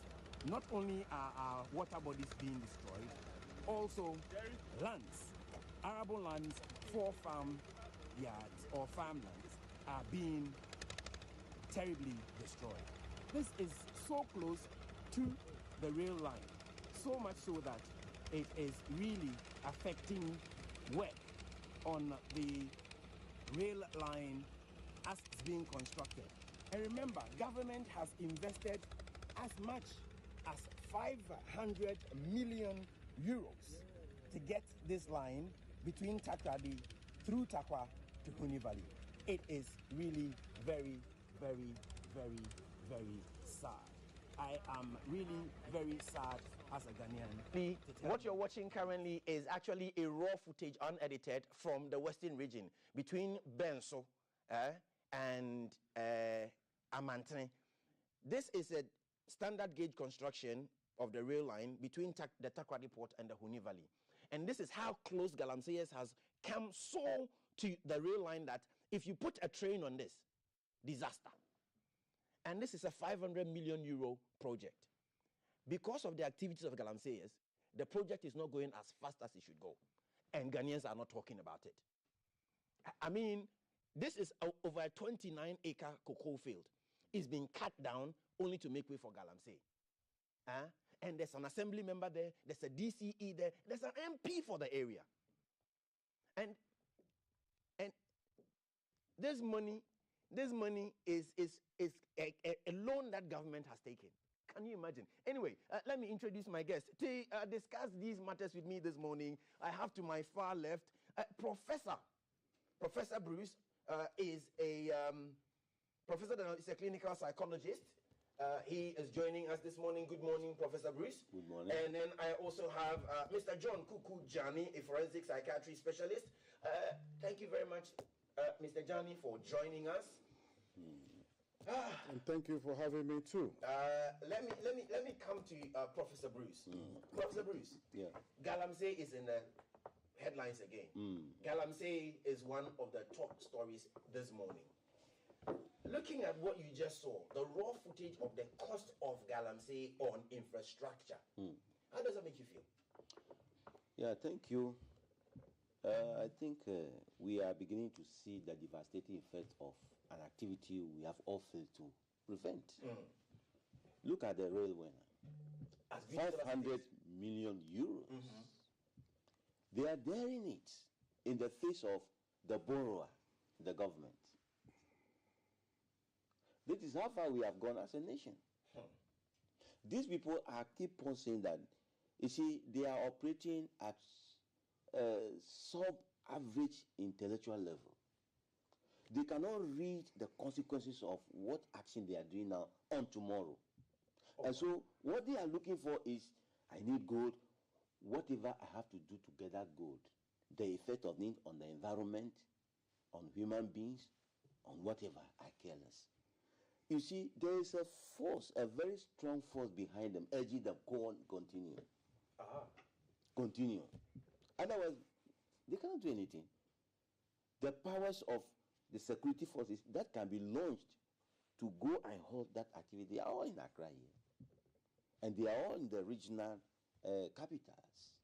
Where is that we have allowed these people, look at these precious projects. They are daring it, stopping it, trying to destroy it. The proximity of their activity to the rail line. You show the video again. How can a reasonable human being engage in this and another reasonable human being say, you continue? And the bravado with which they operate. You can hear the machine. And when they are not afraid of anything. They saw me recording and nobody moved. No. They know that you have no powers. They know that for you are just a fly. If you want to video, you can't do anything. the voice behind them is bigger. The motivation behind them is bigger than you. If you're there, they will destroy your job for you. Oh yes, that is the power they have. So they don't respect anybody. Let us not pretend that these people are not backed by anybody. There is a voice. You say there's an MP there. What is the MP doing? This is your environment. The people who voted for you, look at the effect, the havoc they are causing on them. The DCE is also silent. Cocoa farm has been destroyed. And you see all these three people keeping quiet, doing nothing. I'm telling you. The National Cash Crop. It's a collective decision to destroy Ghana. Thank you very much. That's Professor Bruce's opening remark. And let me come to Mr. Jani. Yes, Mr. sir. Jani, Yes, sir. From a professional perspective, where will you put this activity and its impact on us? Right. Let me just say a very quick hello to our younger viewers and to say that Prof's area of specialty, which is the psychology, is a major part of psychiatry. Okay. So we are on the same page here. Now, this Galamsey thing looks like it's falling on deaf ears. And at the end of the day, leadership and government has to be responsible. They refuse to be responsible. They become very stubborn. So what do? So we find from what happened with the sale of the hotels that people's power was crucial. You understand what I'm saying? Well, a lot of that is being mobilized at the moment. Yes, the unions will have to wake up. UTAG. Yes, UTAG is threatening strike. Yes, the nurses said all the unions will have to wake up and fight group of persons who for them feel that they own this country. Very, very sad situation. And therefore, we want these strike persons to activate themselves and to disturb government, to hold what one would describe as an immediate stop to what Galap say. You know, it is like a catastrophic event now. It is like when COVID happened. Certain measures had to be taken to safeguard people's lives. You talk about the development of a railway line which is going haywire. Have you discussed the health of the people? What has happened? I will recommend that all the health sectors should bring us data as to death of people from, who have suffered from these river diseases, skin diseases, chronic kidney disease and all that. And take them to court. Take Nanado and his people to court. Not only in Ghana, but to the human rights court in The Hague. Because they have decided that they will mess the whole country up and go away and go and hide somewhere. It will not happen. It will not happen. Wherever they go, we will find them and bring them to court to answer. They are deliberately killing us. They're murdering people in Ghana. That's what is happening. And therefore, The Hague is where we will go eventually. I would suggest to the incoming party, if they do come in, to pursue this matter aggressively, because they cannot take us for granted anymore. And people's power must show now. Because if you see, I think this go for oil butter is what is disturbing a lot of things. The cocoa farms are down, they're breaking everything down, and pick, Ghana has gold everywhere. If you dig this ground, you find gold. Because eventually, if you don't stop them, then the whole country will have to be sold to some gold mining companies so that we go and live somewhere else, on the moon or somewhere else. It's terrible when you go to these places and while there, I interacted with some women. I bumped into them. They were carrying headpans and shovels. And so I asked them, Prof, Madam, where are we going this morning? Very early in the morning. And they said, boldly. And then I asked, why? She said, yes, I used to sell. They don't buy anymore. I used to farm. The cocoa doesn't fetch us anything. So we gave our cocoa farms away. And now we are laborers on our own cocoa farm, helping others to do galamsey on our own cocoa farms. The national cash crop has now become relegated to the background because gold is championing everything. Now, let's look at, apart from, Prof, you made a certain profound remark, and I'd want us to look at that again. You're saying those involved in this have a certain level of intelligence. Sub-average. Yes. Does that mean they don't appreciate the effect on themselves? Yeah, there are such a people that because of the deprivation of so many things they have gone through, even though they are not born mentally retarded, they have become mentally retarded. And therefore, if you don't check them, they are in for distraction. Yours is to command them, go and do this. They'll go and do it. They cannot read the effect of what they are doing upon themselves. Look at the way they dirty themselves. If you value yourself, you can't do that yourself and allow yourself to be videoed. You don't even know what the video is doing. So it's only people with soft-average intelligence level that will allow you to do this. Take video of me, go and show it.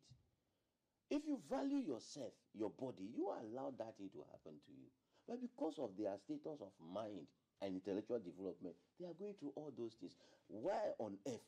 We all know very well that cocoa is fetching a major source of revenue for us as a country. And then we will go and cut down the cocoa trees in preference of gold. Gold, which is 50-50, you go down, you find it, or you don't find it. And in what quantity? You don't have any machine to determine this is the quantum of gold under the ground. And therefore, if I excavate the ground and I get to it, I'll make money, which can equally pay for the destroyed cocoa trees. They cannot calculate any of this. They are only going destroying. In the end, they don't get anything. Interesting. Let me bring Mr. Jani in here. Mr. Jani, we seem to have lost sight of the fact that the chemicals we are using, cyanide, mercury, is also making its way into our food chain. Yes. And very soon, in fact, not in the distant future, I would say, if it finds its way into our cocoa, however much we stop the event, because of its effect on that particular cash crop, internationally, we can't sell our cocoa. Well, but apparently, there was a time that they said we refused to buy our cocoa because it was found to be, having some contaminated. Contaminated, yes. But let me add a little bit to what Prof was saying. When somebody inflicts pain on you and he laughs, and he laughs at it, and you complain and he's laughing, he must have some psychopathic tendency. Whoa. Yes. Psychopaths are kind of characters who create a lot of havoc and will hide somewhere and laugh and say, you see how we are creating trouble, and they are enjoying your pain. Yes. Sometimes you ignore them. The best thing to do now is to run with the law. All those these guys who have decided that they will take Ghana for a joke, we will run with the law. We will run with the law with them. And eventually we'll find where we end up. And my worry is that the whole of Ghana, everywhere you go in Ghana, there's gold. Everywhere. If you dig this ground here, there'll be gold. So what you are suggesting is that if there's gold everywhere, then the land of Ghana, like they call it Gold Coast before, must be sold to some Newmont or one of these huge companies, and then we will evacuate somewhere else. Relocate all of us. Yes, if that is the case, because what I'm saying, it's not going to stop today, it's not going to stop tomorrow, especially when we have a go for help policy that nobody seems to understand. Bring the policy out, let's look at it, and then maybe we understand what is going on. Cool. Let me take a quick read of Asante Hine's position, Opimswo Asante Mayura, Kotokohini. The Asante Hine Otumfuo Osei-Tutu II has called on the Ghana Bar Association, the Ghana Medical Association, the University Association of Ghana, UTAG, and other professional bodies to remain steadfast in their opposition to illegal mining activities which continue to devastate major water bodies and environment. His remarks follow recent statements from UTAG, GMA, and GBA condemning illegal mining and advocating for a ban on both small-scale and illegal mining practices. Now, we have the Asante Hine taking a position and ensuring that nobody, no sub-chief under him, anywhere in the Shanti region, if cited in Galamsey, will go scot-free. Right. He's dethroned some of them. Right. The way to go, we seem to be more rhetorical than we are action oriented. Is it time to actually walk the talk or just talk the walk? You know, when you're in government, when you are the president of a country and you have all national security and governments around you, you can do anything. The only thing you can't do is to change a man into a woman. So if the government cannot stop this, you ask yourself why? Why? And every day, every minute, this Galamsey thing is on the airwaves. You go to the market, they speak about it. At Trotro Station, they speak about it. And yet, the government refuses to do something about it. I can, even with the biggest... You think it's a lack of political will to act? It's ridiculous. I don't want to say what it's ridiculous. Some persons have decided that they are going to make some money from what we call. And you see, we're in the political season. And decision-making can affect your political, what we call, fortunes, as it were. So let's assume, for example, that the whole of a certain catchment area is due to a political party. Then you tell them not to dig gold. They'll tell you they're not going to vote for you. So there are political dimensions to it. But you know, if you are a real leader, that should not confuse you at all. Yes. Right. First, you wanted to add something before I come to the next subject. It's so mind-boggling that for me, assuming I'm a president of Ghana, with all the powers behind me, Commander-in-Chief of the Ghana Armed Forces, and my vice is the chairman of the Ghana Police Council, and I will see river bodies destroyed in this form, and I'll see it helpless. It means I don't love the people I'm ruling. I don't love them. I don't care about their suffering, their difficulty. I don't care about their future. How can I sit down as a president and people are destroying people's cocoa farms? Cocoa that for which we have set up cocoa board. Cocoa board, people will put on tires and go to offices. They are earning more than the cocoa farmer. It's because of that cocoa that has employment for a lot of people. We allow these farms to be destroyed in preference of gold. And now sit down and look at the way our forest reserves are being destroyed. To the point that they will even defend that it is not true that this person is mining in this area of Ghana. Why? We are strongly defending that what people have seen, they have seen that there's somebody engaging in illegal mining and therefore destroying the water bodies and ever. But I will go out and say, no, there is nothing like that. Why? So even the slightest report that there is Galamsey going somewhere, I have to fly with the helicopter and go there. Flash you out. I have to protect the people on whose behalf I swore the oath. But look at what they are going. People don't have water to drink. Let me go on the phone. They are cooperating. Let me go on the phone and engage I think the head of the Mortuary Workers Association of Ghana, MOWAG, in the person of Richard Kofi Jordan. Okay, I think we've lost him on the line. But yes, the unions have also issued a statement, and I have that of the joint health sector unions and professional associations. They have also added their voice to the call on government to act, and also mobilizing all others to act immediately to halt this. And they threaten to go on strike. They threaten industrial action if nothing is done.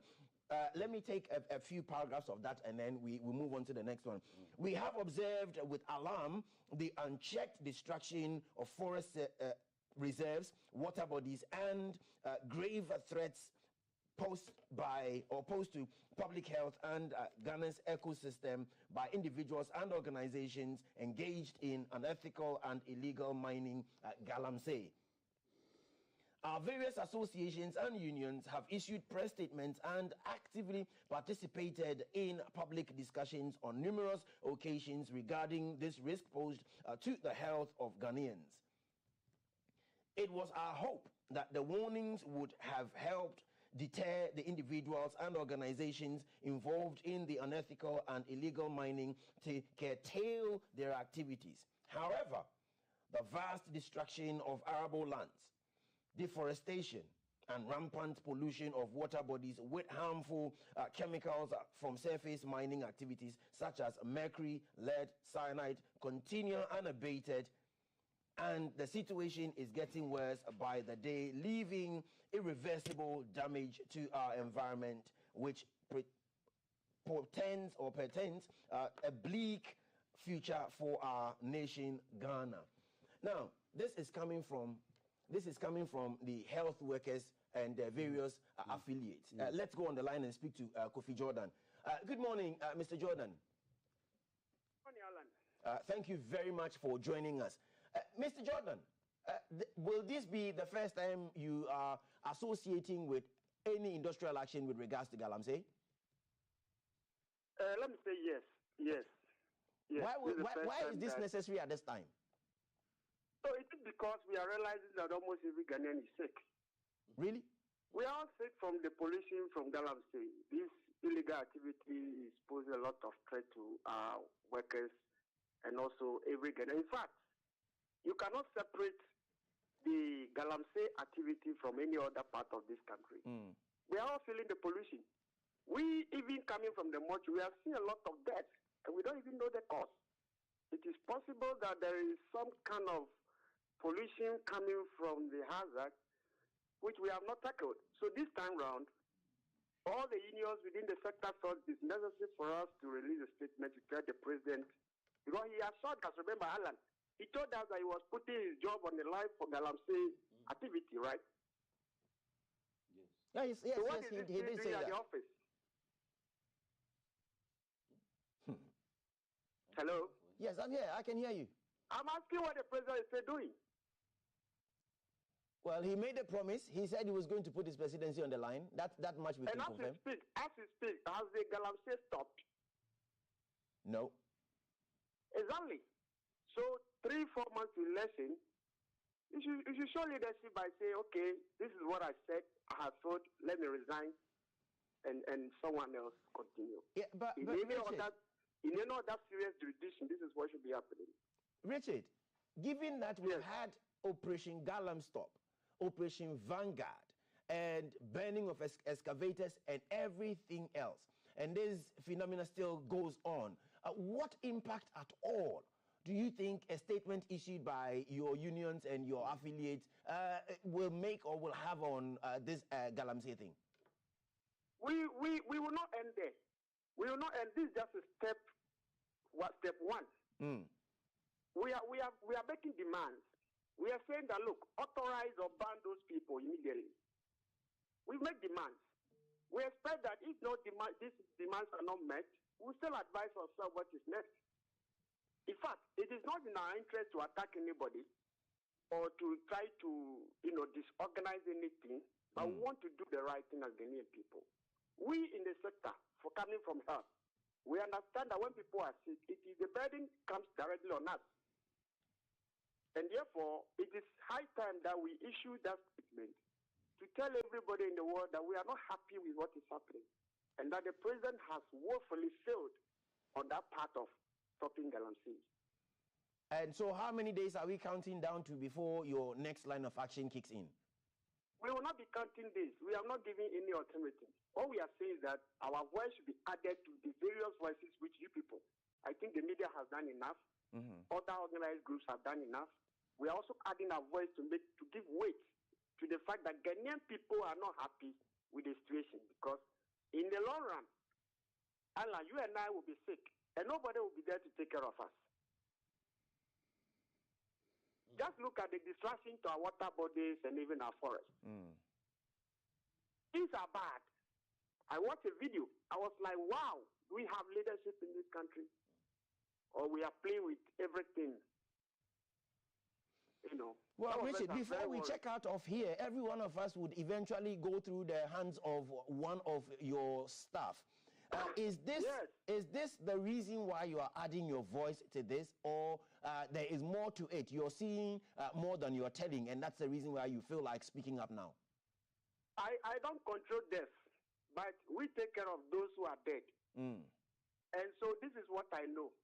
The fact that we expect Ghana to continue in the foreseeable future, we need to protect the interests of those who are alive. You understand? Yes. I don't necessarily have to wait for somebody to die for me. Myself, I'm not well. Everybody, Allah, you are not well. I beg, go and do tests and see. You have some deposit of pollution somewhere in your system. Today you wake up, this person is dead. Even the sickness will not take too long. If you are in the mortuary, you understand what I'm saying. Every minute we are recording death. Sometimes the cause of death is not even known. So what should be the possible cause of death this time round? Look, you cough 1, 2, 3, you are gone. Headache, you are gone. Stomach ache, you are gone. So we think that, look, something is wrong somewhere. Western region, Eastern region is not far from Accra. No. Western region, Northern region is connected. We are all in it together. It's a fact that only the media cannot fight. I believe other religious bodies, other professional bodies have issued statements to continue to come. Our interest is that we need to have a healthy nation. A healthy nation is a healthy people, right? Yes. That is it. So that's our interest. Right. Thank you very much, Richard, for adding your voice to the fight against illegal mining and galamsey. In fact, Richard just made a statement that got me worrying. Do you know that having traveled to this region, I ate there, I drank water there, I slept there, I passed through the farmlands. I may have come into contact with something. Indeed, it is time to check up. Of course. Let me go and check up. Thank you very much, Richard, for drawing my attention to it. That's very helpful. Now let's look at activities in marking or building up to December 7th. Can I just make one comment about this? What we call, and that I was a union rep in the NHIS UK for about 27 years. Right. So I will encourage Mr. Jordan to mobilize. The number of health workers are huge. If they alone decide to go on strike, the government will sit up. So I encourage them to get on with it, keep at it, and get on to government. That's what your job is. The health and safety of the public of Ghana. So keep at it, and don't keep at it. And we'll all join you in that cause. Professor Bruce, how do you feel when you hear there is elections and somebody goes to grab the ballot box and decides to run away with it? What does it say about us as a people? Yeah, that still we are not civilized. Elections, go and vote for somebody you like to be your leader. Doing that, will you have to call someone to go and snatch a ballot box? It's also because we have realized that our livelihood depends on politics and nothing else. Politics has become life and death matter, to the point that somebody chew a ballot paper in Parliament House, the person is not punished. He has become a source of role models for people. And we also in the Western, the last 2020 election, somebody snatched ballot paper, nothing has happened to him. So we are gradually training ourselves to become like that. To become lawless. To become lawless, and they clap for you. Otherwise, who dares you? Just vote for someone to become your MP in Wale Wale. Look at what you are doing. It's a disgrace. We are no more ashamed of things that, look, there is no shame on this earth again. It has traveled to heaven. It has left us. To heaven. Therefore, things that we do to feel ashamed, we do it with pride and boldness. God wants someone to go and bring down shame from heaven to earth. Otherwise, these things will continue. Why? You are a man, we have wife, you have children, you have family. Then you go and snatch ballot box.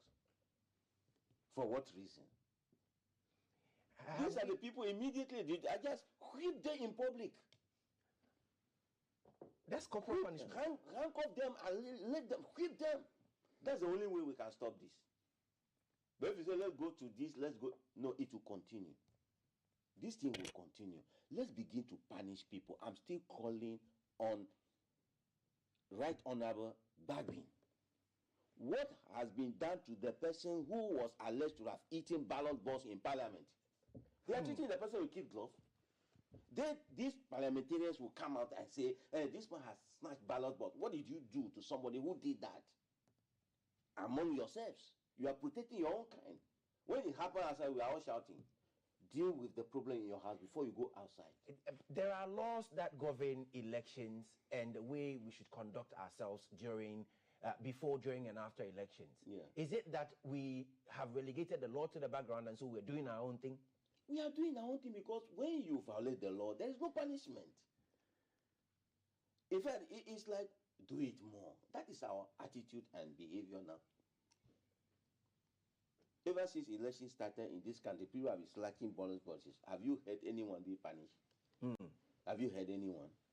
Well, I guess the some people get punished because of who they are and what they are. given what you have just said, that's what I think. Mr. Jan, let me bring in.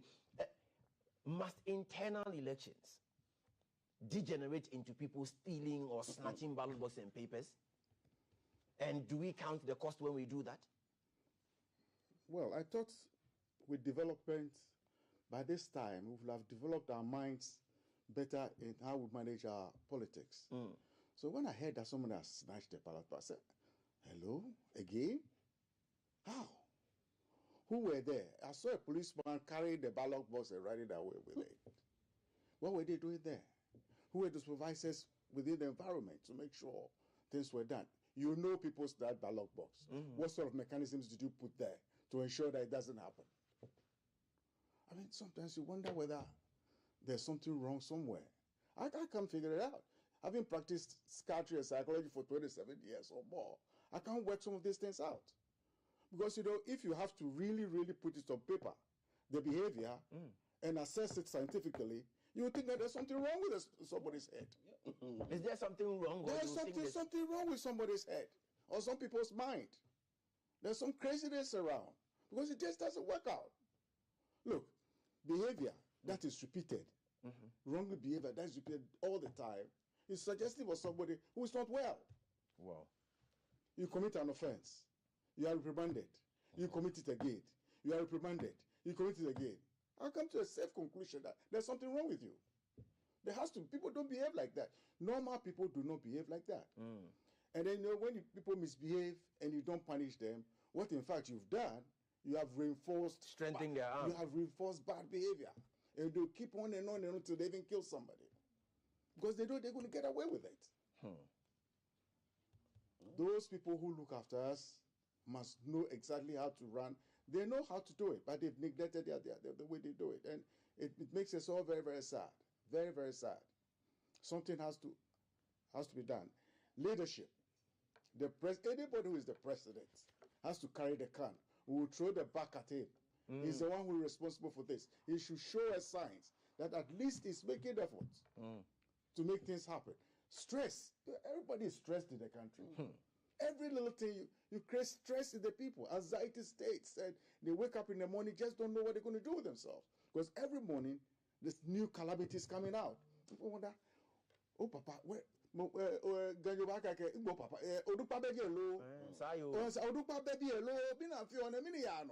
And nobody's coming out. Look. Stop it. Stop it. Stop it. Stop it, he said. Stop it. Is the position of Mr. Kukujani, who is saying there must be elders at home, and so children can be watched or looked on as they misbehave. Let's come to the actual issues this morning. Yesterday, some politicians went to the EC, and you should be around Ridge and its environs. With filing of nominations. Prof. Bruce, should filing of nominations come with all the fanfare and the party we see? I think once we are talking about yesterday, because someone is going to file, I have to be in traffic, suffering and burning fuel. I think we should find ways and means of helping ourselves. We should leave the old traditional ways of doing things. That create problem for ourselves. If we are doing that, it means we are becoming creative and innovative, and we are moving forward. But if we still cling to the same old system, as he said, it means there's something wrong with us. We are not thinking that let's be creative, let's move forward. Parties should not go there with people singing and drumming because somebody buses and buses and buses. What is the need for that? With posters there and is no stickers. need for that. You see that, excuse me, in America or Europe. File your thing electronically. That's all. Seamlessly, in a silent manner. That's so that you going to satisfy yourself will not create inconvenience for somebody. You understand the point? Because I'm going to file, somebody must be in traffic.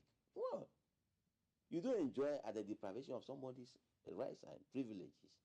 So I think even the location must be taken into account. That we have very heavily built industrial or business area around us. Cars and all those things. There's even hospital for emergencies and all that. There's examination center. There's a psychiatric hospital. I mean, we should take all the environment into consideration. Then we can even determine where the parties must go and file. Not necessarily EC office. So you see, we are feeling that, you see, the use of digitalization is the way we are saying now. File electronically. Just as I can use my mobile phone to withdraw money from bank now, I think I can use my mobile phone to file. You should be able to. We should be able to do that. Next year, maybe 2028, yes, we should not see political parties going to the EC to file. It must be done electronically. And then also, the filing. EC must be very careful to scrutinize all the documents that they have filled. Before the 7th December, we don't want a situation where they will keep quiet, 6th December and say we are disqualifying this person. We must be very sure that if there is any error, if there is anything that will disqualify the person, let's be quick and find out and make sure that the person is disqualified in advance. We should not wait to 2 or 3 weeks. Let's have Jechikwesi in mind before we do all these things again. So EC officials, much as they are receiving the nomination forms and all that, they must do proper diligence and go through the form and make sure that all those who file, they have qualified. Other than that, we might be ready for chaos. Do you get a sense of the process itself being chaotic, hence accounting for, or being cumbersome, hence accounting for? The way it started, it can end like that. It was chaotic. The submission alone was chaotic. So the outcome is likely to be chaotic.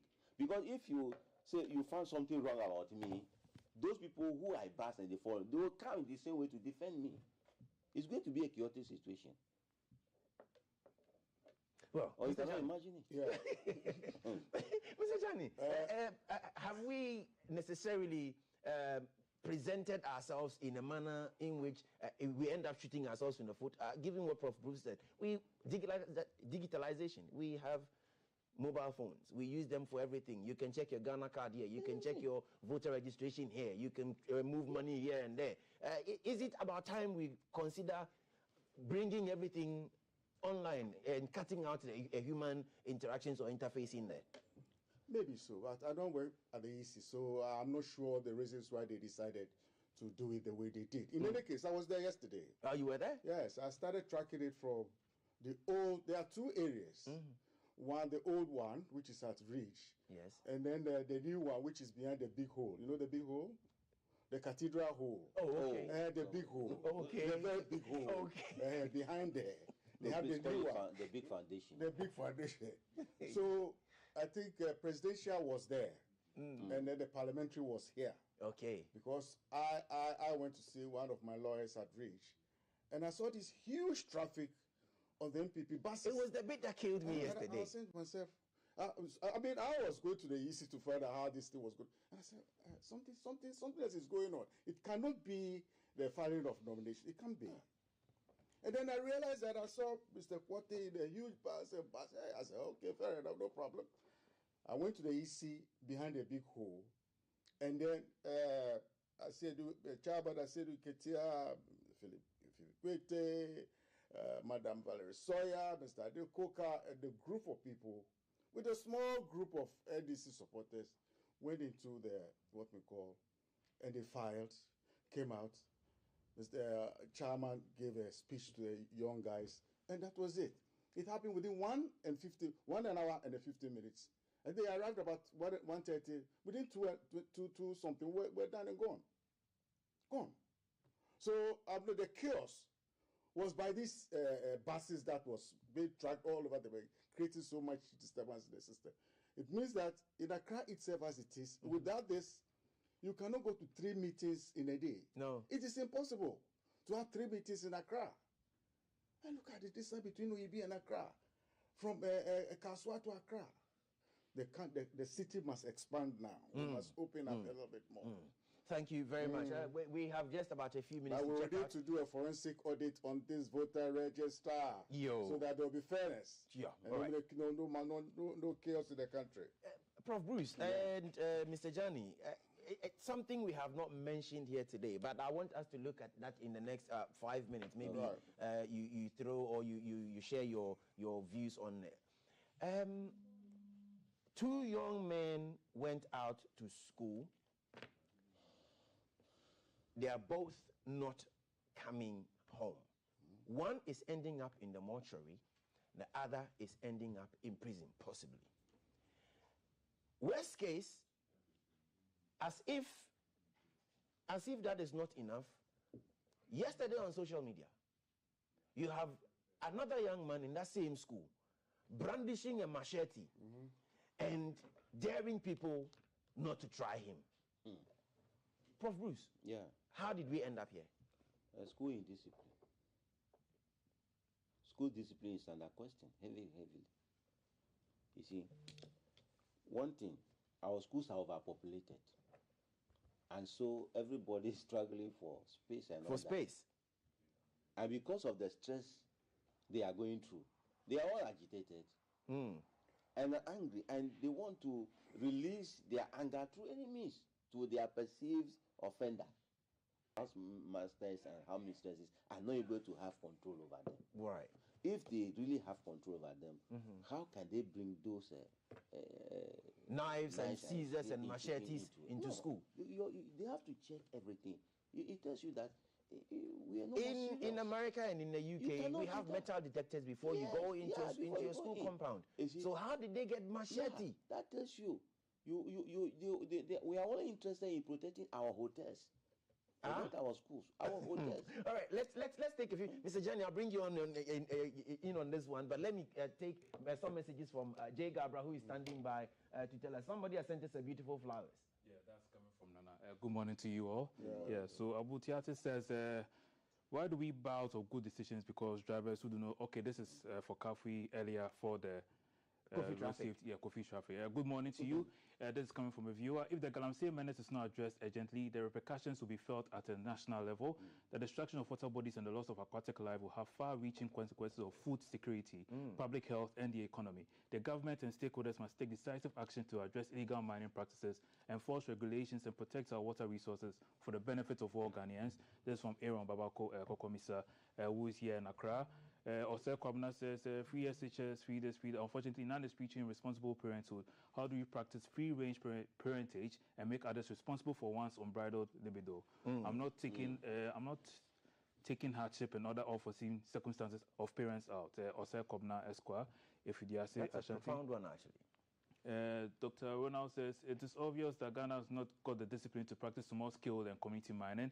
The way forward is to ban small-scale and community mining and promote medium to large-scale mining, and additionally, deep or underground or subsurface mining. The good intentions and resources government has to support the community and small-scale mining should be devoted to the medium and the large-scale mining companies to be in the position to absorb the numerous Galamsey guys in the system. The medium to large-scale mining companies could easily be regulated. This is from Dr. Ronald Abrahams. Daniel says, please, all those associations and unions are doing politics and are being influenced by, okay, I don't know which part this Daniel, which part brings to the conversation. Good morning to you all in the studio of GBC Ghana. When they start killing those people in Galamsey activities, Galamsey will stop. Okay, this is coming from Issa. Even when the NDC party comes, it will be worse. So the next government or this also saying Dr. Mahamudu Bawumia, things will change in Ghana, God willing. That's coming from Issa. Imagine your bundle of dollars fall in a bucket of water. Will you leave the dollars for fear that the water will be dirty? I suggest our leaders find a way where we can pick gold from the water and still have our water safe. Even if AI can do that, no problem. This is from Jakarta. Okay. Maybe you need to tell us how that will happen. Solomon Adon says, good morning, Mr. Host, and to your panelists. In fact, it is only in Africa that our leaders are not found resigning. Else, Mr. President should have gone a long time by his own statement. This is from Solo, the Western North region. Regarding the Galamsey menace, the chiefs and people should serve every politician and government official who visit their towns and villages with water from their streams and rivers on arrival before any event, including political rallies, irrespective of the political party. If they refuse to take the water, no discussion. This is coming from Professor Paul Boache, here in Accra. A Noble Spear says, honestly speaking, it's high time we consult the latter people to release some of their dwarfs to Ghana. So they can deal with this Galamsey within our forests and water bodies. Ghanaians are dying, and if care is not taken, Ghana will be no more on planet Earth. Now we've lost it, so we're inviting dwarfs. Yes. Good morning, Mr. Tego. Maybe Ghana needs recolonization. When the British were ruling Ghana, our lands and water bodies were protected. This is also coming from Joseph Olivers. That's the idea he has to curb the Ghana recolonization. Yeah, maybe the whole mentality. Good morning. Politicians are spoiling our education. They will pay for it one day. This is coming from Samuel Mante from the Western North region. Dr. Tony says there's a lack of political will to fight alluvial mining. That's just it. Tony, Cream College.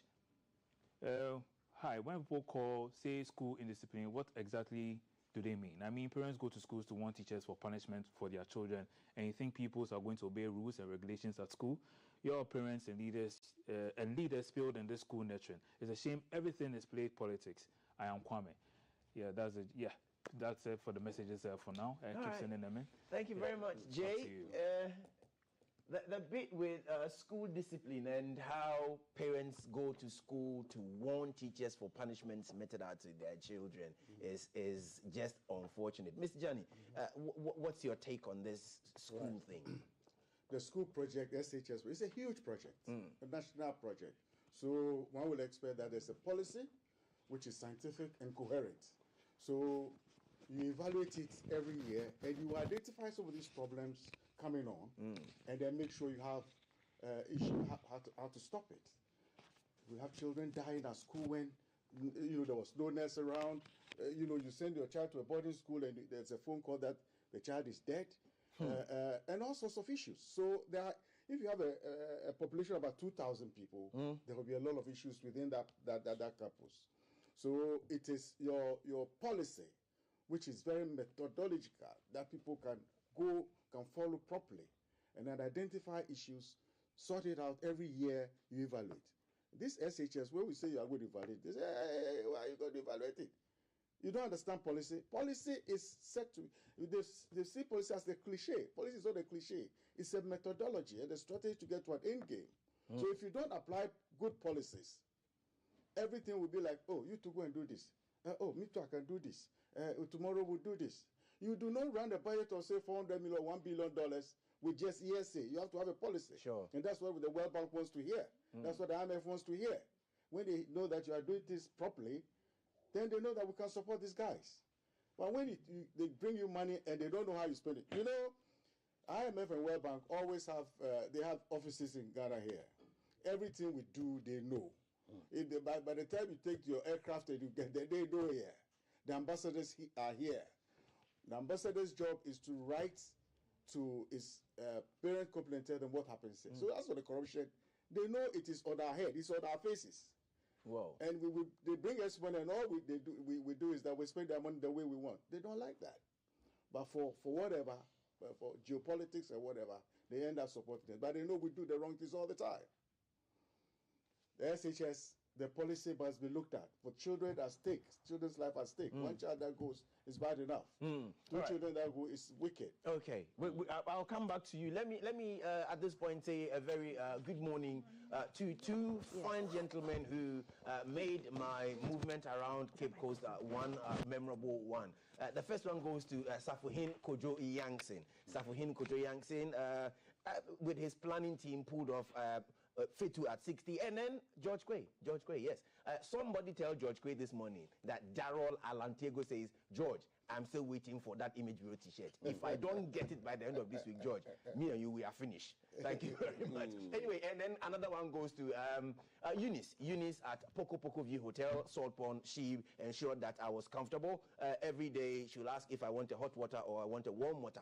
And that's what she does. A cup of tea to go with it. Absolutely, absolutely. They proper looked after me. Thank you guys very much for taking care of me. Now, we're looking at these issues that will never go away. In fact, maybe it is about time we revisited the whole issue again.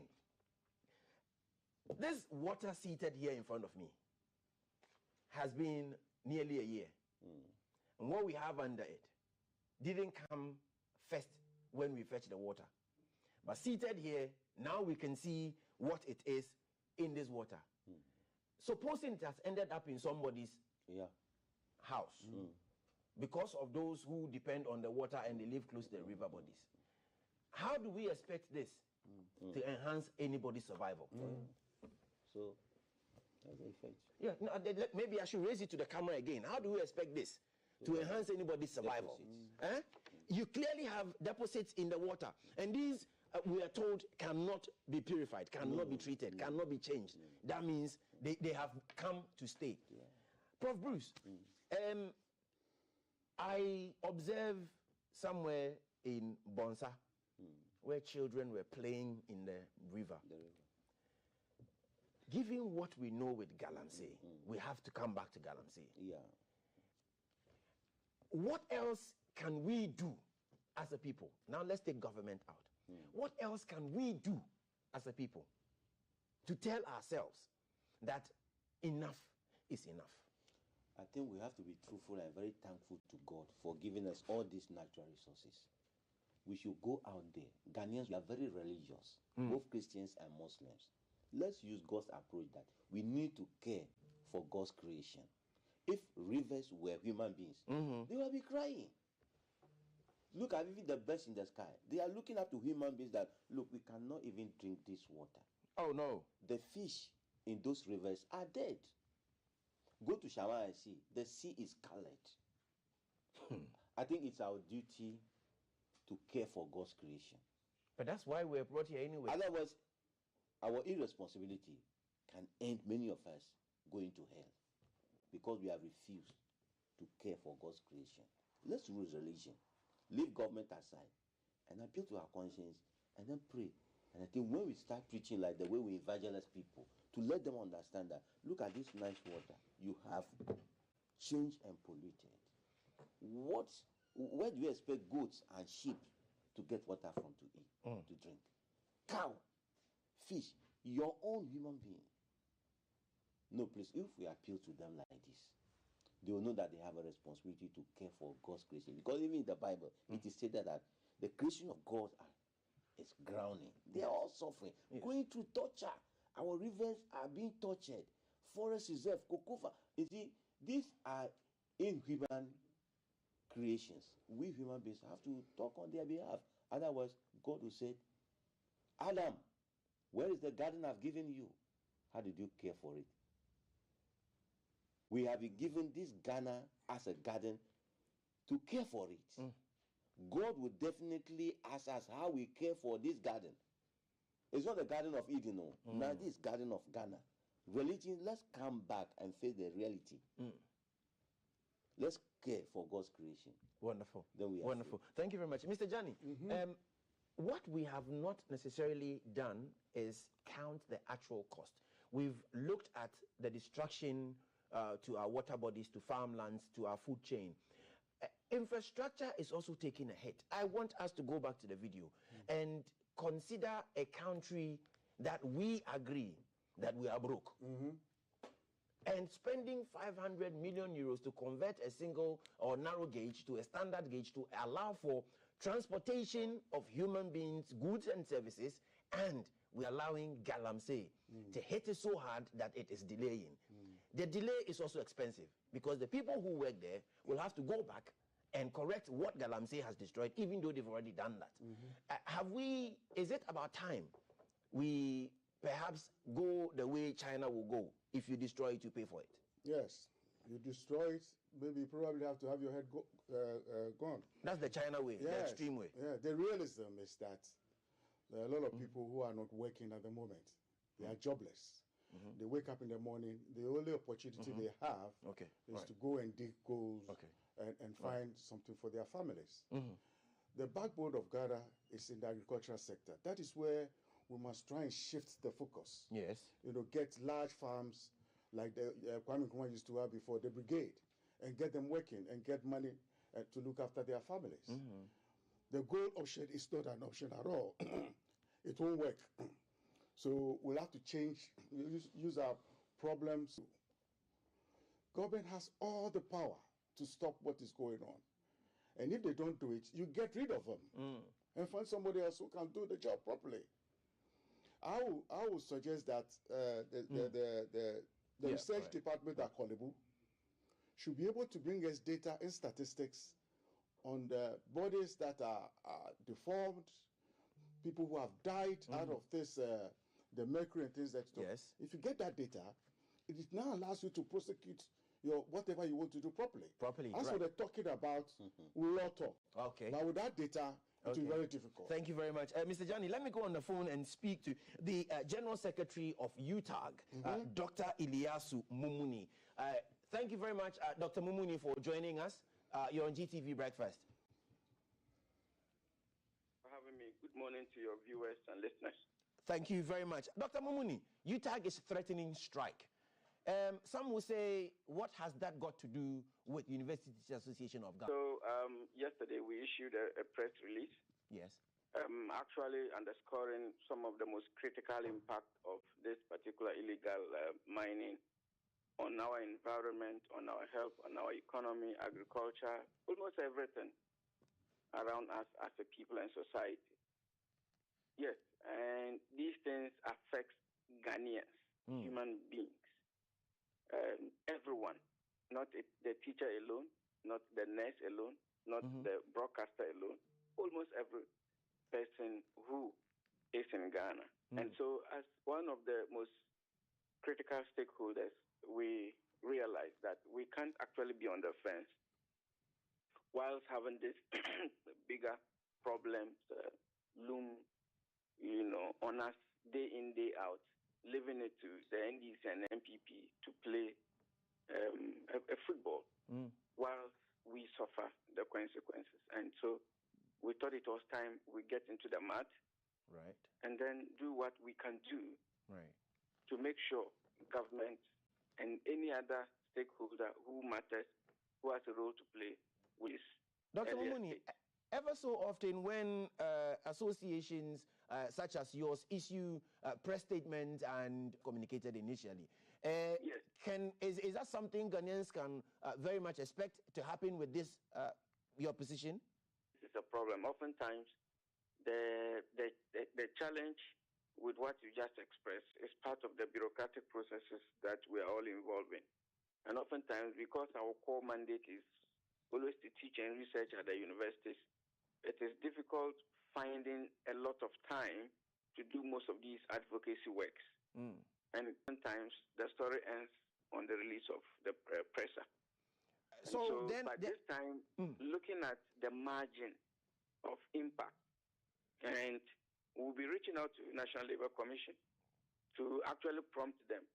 Should it happen by the set deadline, we are not actually getting any feedback from government as to how, they've banned or are preparing to ban this illegal mining activity. UTAG, the University Teachers Association, will actually a campaign strategy. Okay. So that at least we will garner the support of every Ghanaian. We saw the impact it made in 2017, 18, 19, when the media coalition against Galamsey came up. It made a lot of impact. We saw the change in the state of the water bodies. But somehow we came back again, or we went back again to the earlier state of the practice. And so we want to call on almost every other stakeholder who matters that this is not about teaching in the classroom. This is not about UTAG conditions of service. We want to be seen as a strict head talking about our conditions of service. And one of this is part of the service and core mandate that we are exploring. And we are informing all Ghanaians that we are not going to be on the fence. We will push and we will require the support of everyone, that we will press on government to ban, not just temporary ban, but permanently ban. Right. That brings me to my final question. What has been or what will be your engagement with other CSOs to ensure that it won't be a case of just you mobilizing your environment, but you are mobilizing right across the length and breadth of this country? Exactly. So we are coming out, we are launching our advocacy campaign. In the coming weeks, we will engage the media, we'll engage civil society, we'll engage other unions, in particular, the organized labor, and especially, aside from the broader TUC, those other unions who are within the higher education space, in collaboration with the health workers' unions, we want to partner so that at the end of the day, it becomes an organized labor affair. And government will really have no choice other than listen to the cry of every Ghanaian. That way, there is no escape route for government other than banning the activities of Galamsey. It is not for political expediency. And we want to tell both government and the opposition that we are not interested in whether NDC or MPP when it comes to their chess play. We just want Galamsey to be stopped so that our rivers, water bodies, and agricultural productivity will come back to normalcy, aside from the health implication. And so the two political parties should stay away. We are not interested in their issues. Right. Thank you very much, Dr. Eliasu, for expressing such views with us, and we wish you all the best in your mobilization efforts to ensure that we all pull together and put a stop to Galamsey. That has been Dr. Eliasu Mumuni, General Secretary of UTAG, who this week has issued a press statement and threatening to hit the road and leave their classrooms if government will not act. This is where I'll draw the curtain to an end on this morning's headlines. I would say a very mighty thank you to the gentlemen who made the headlines discussions really very interesting. Starting to my immediate left is Mr. John Kuku Jani, a forensic psychiatry specialist, and Professor Daniel Bruce, a clinical psychologist. Thank you both very much for joining us this morning. My name is Darrell Alan Tego. I have done this with the gentleman who joined this morning to make it possible. I am thankful to you two for staying. Coming up next is a Manifesto Watch with Maltiti. But before I go away, let me say a happy birthday to Madame Jennifer Poma of the Church of Pentecost Asafu branch, from your grandchildren, your granddaughter and children, Eura, Benis, Prisla, and David. Thank you so very much, and a happy birthday to Grandma Poma. Once again, my name is Darrell Alan Tego. This is where I check out on the headlines. Thank you.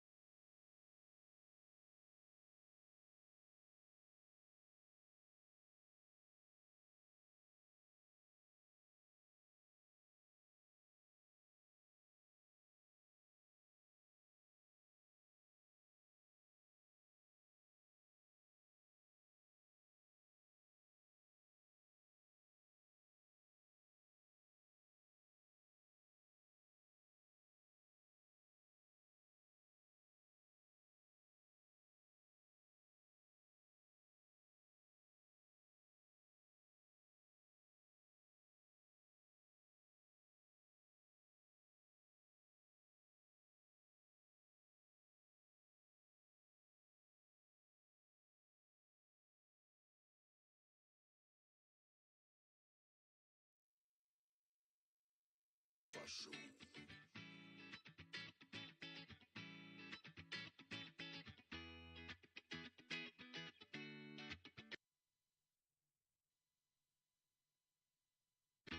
Coming live from the capital.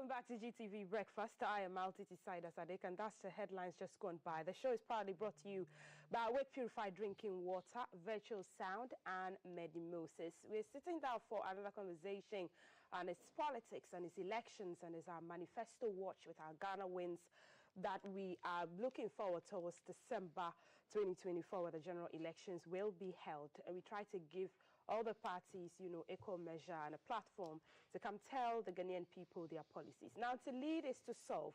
But in the eyes of the Ghanaian, he has to solve enough of their problems as vice president to make possible together to break the 8.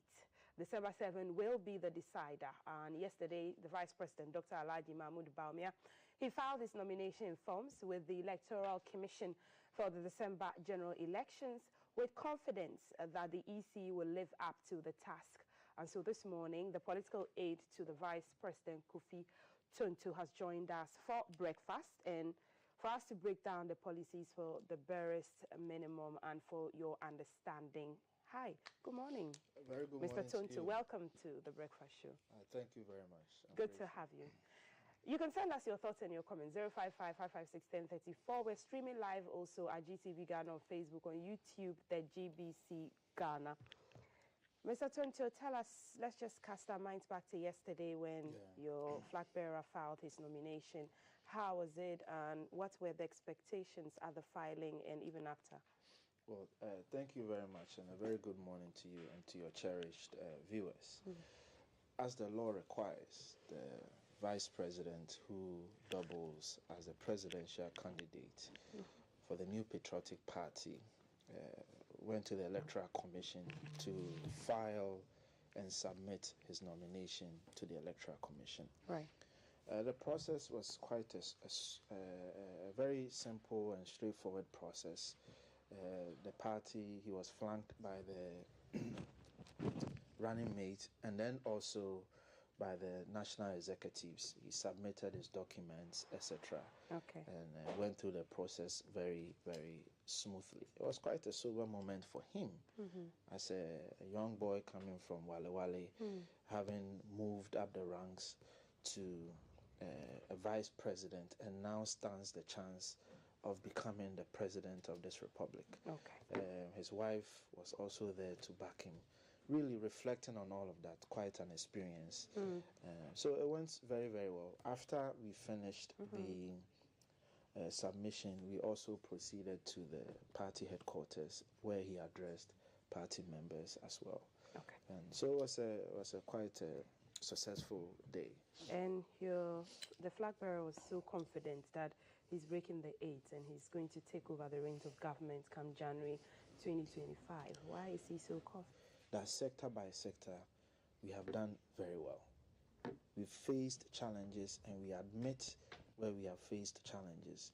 And we admit that today, as we speak to you, the economic hardships, cost of living issues, petrol prices are up, the dollar issue, we admit all of these challenges.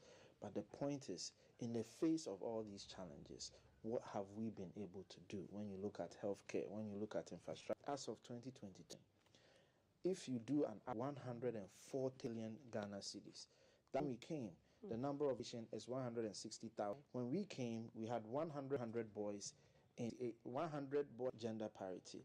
When the Ghana cedis alone, so we can go sectored all 16. We admit that the man who just finished school and needs to try. We feel all these challenges. We have done more. And your flag bearer in the manifesto morning topical is mining to do if he's and what is going to be done in the future with mining mineral reserves and all that. Okay. First of all, let me put it on record. Our bodies is committing a high cost to do with mining in our water bodies. What is the vice president proposing as a solution? The first thing is that when you look at our land, we have 7 gold belts in Ghana, from Axim to Laura. Those are that's the stretch of land that we have gold in. Okay. Geological Survey has said that as it stands, we have about 5 billion ounces of gold still in our land. About 5 billion ounces. If we translate that into dollar terms, that is about 10 billion. a lot of the expertise to know where gold is. So they hear that Kofi is doing mining. I'm using it as an example. And Kofi is making money. So I also want to put in. I just go there and start mining. Vets in universities like UMass and tell us where the gold is. Where we that whoever finds the gold has the preemptory right. Okay. So if I find it, then I have the preemptory right to say I don't want it before it can go. Who that gold goes to. So government of Ghana is saying that we still have reserves, proven reserves. One, two, the locality. In the illegal mining, that's just how you've explained.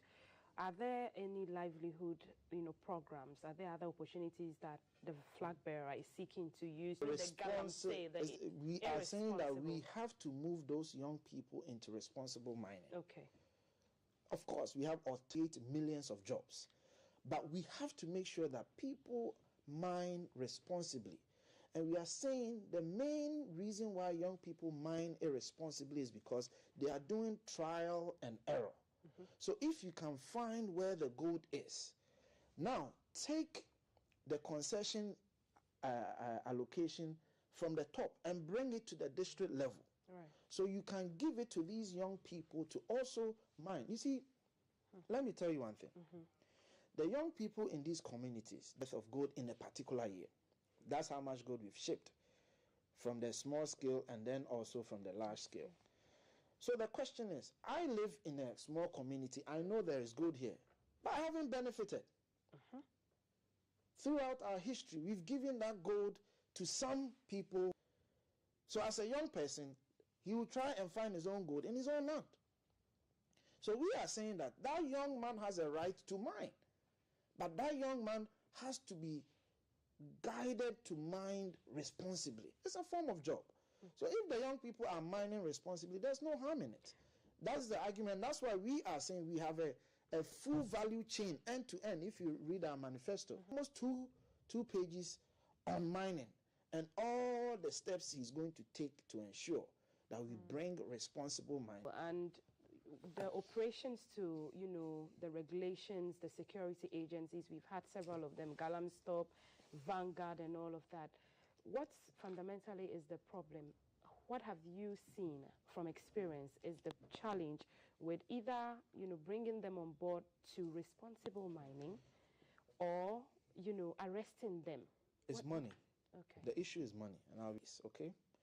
With the right excavators, etc., the right washers, etc. That person stands to gain about 2 kilos a week. They set up properly, not too big, a small scale setup, and they have the right equipment. So 2 kilos is what? Let's average at 140,000. It can go up. There are times where it's 50, 60, it moves. But the last time I checked, your producers can check gold price for me today. Okay. But the last time I checked was 70. Let's even use what job in this country will give that young person that kind of money? Okay. No, it's the reality. The reality. So we can walk around it. A presidential candidate can come and tell you that, no, you can't do anything. That is why governments over the period have suffered in fighting this menace. $1 million a month. Okay. So unless you give that person an alternative, that is a responsible alternative. That person... It's been very far-fetched in the administration for the past 8 years. It's been a process. You see, we have implemented various solutions, including community mining and so many. In fact, we brought what we call gold catcher to even help them extract the most gold, etc. But you see, these are also smart people who are forever evolving. So the government ought to evolve and come up with new solutions. And that is why we are saying, you know what? The issue starts with the trial and error. When young people feel they don't get access to find where the gold is, and then make sure we direct the allocation of that to the district level, so these young people will also feel a part of it. Okay. So we can go through the full value chain, but I think we can discuss some of the other... The most of any government in the Fourth Republic, youth unemployment still remains a problem that you are battling with and you deal with. So what are the other avenues that when he becomes president, he will... So The first thing that we need to address our minds to is the focus and vision of the Vice President. If you go back to February 7th, the Vice President made two instructive comments, stated largely to entrench our democracy. We had a history as a nation. We are coming from several coups d'etats. So the 1992 Constitution gives so much power to the executive to ensure that we maintain the democracy and we can have transition of power, etc. He believes that we've come far. Although we don't have a perfect democracy, we've come far. We've grown in our understanding of democracy. We are having free and fair elections, albeit challenges here and there. So largely we've come far. So why don't we review or rewrite our constitution this time to focus on a new direction?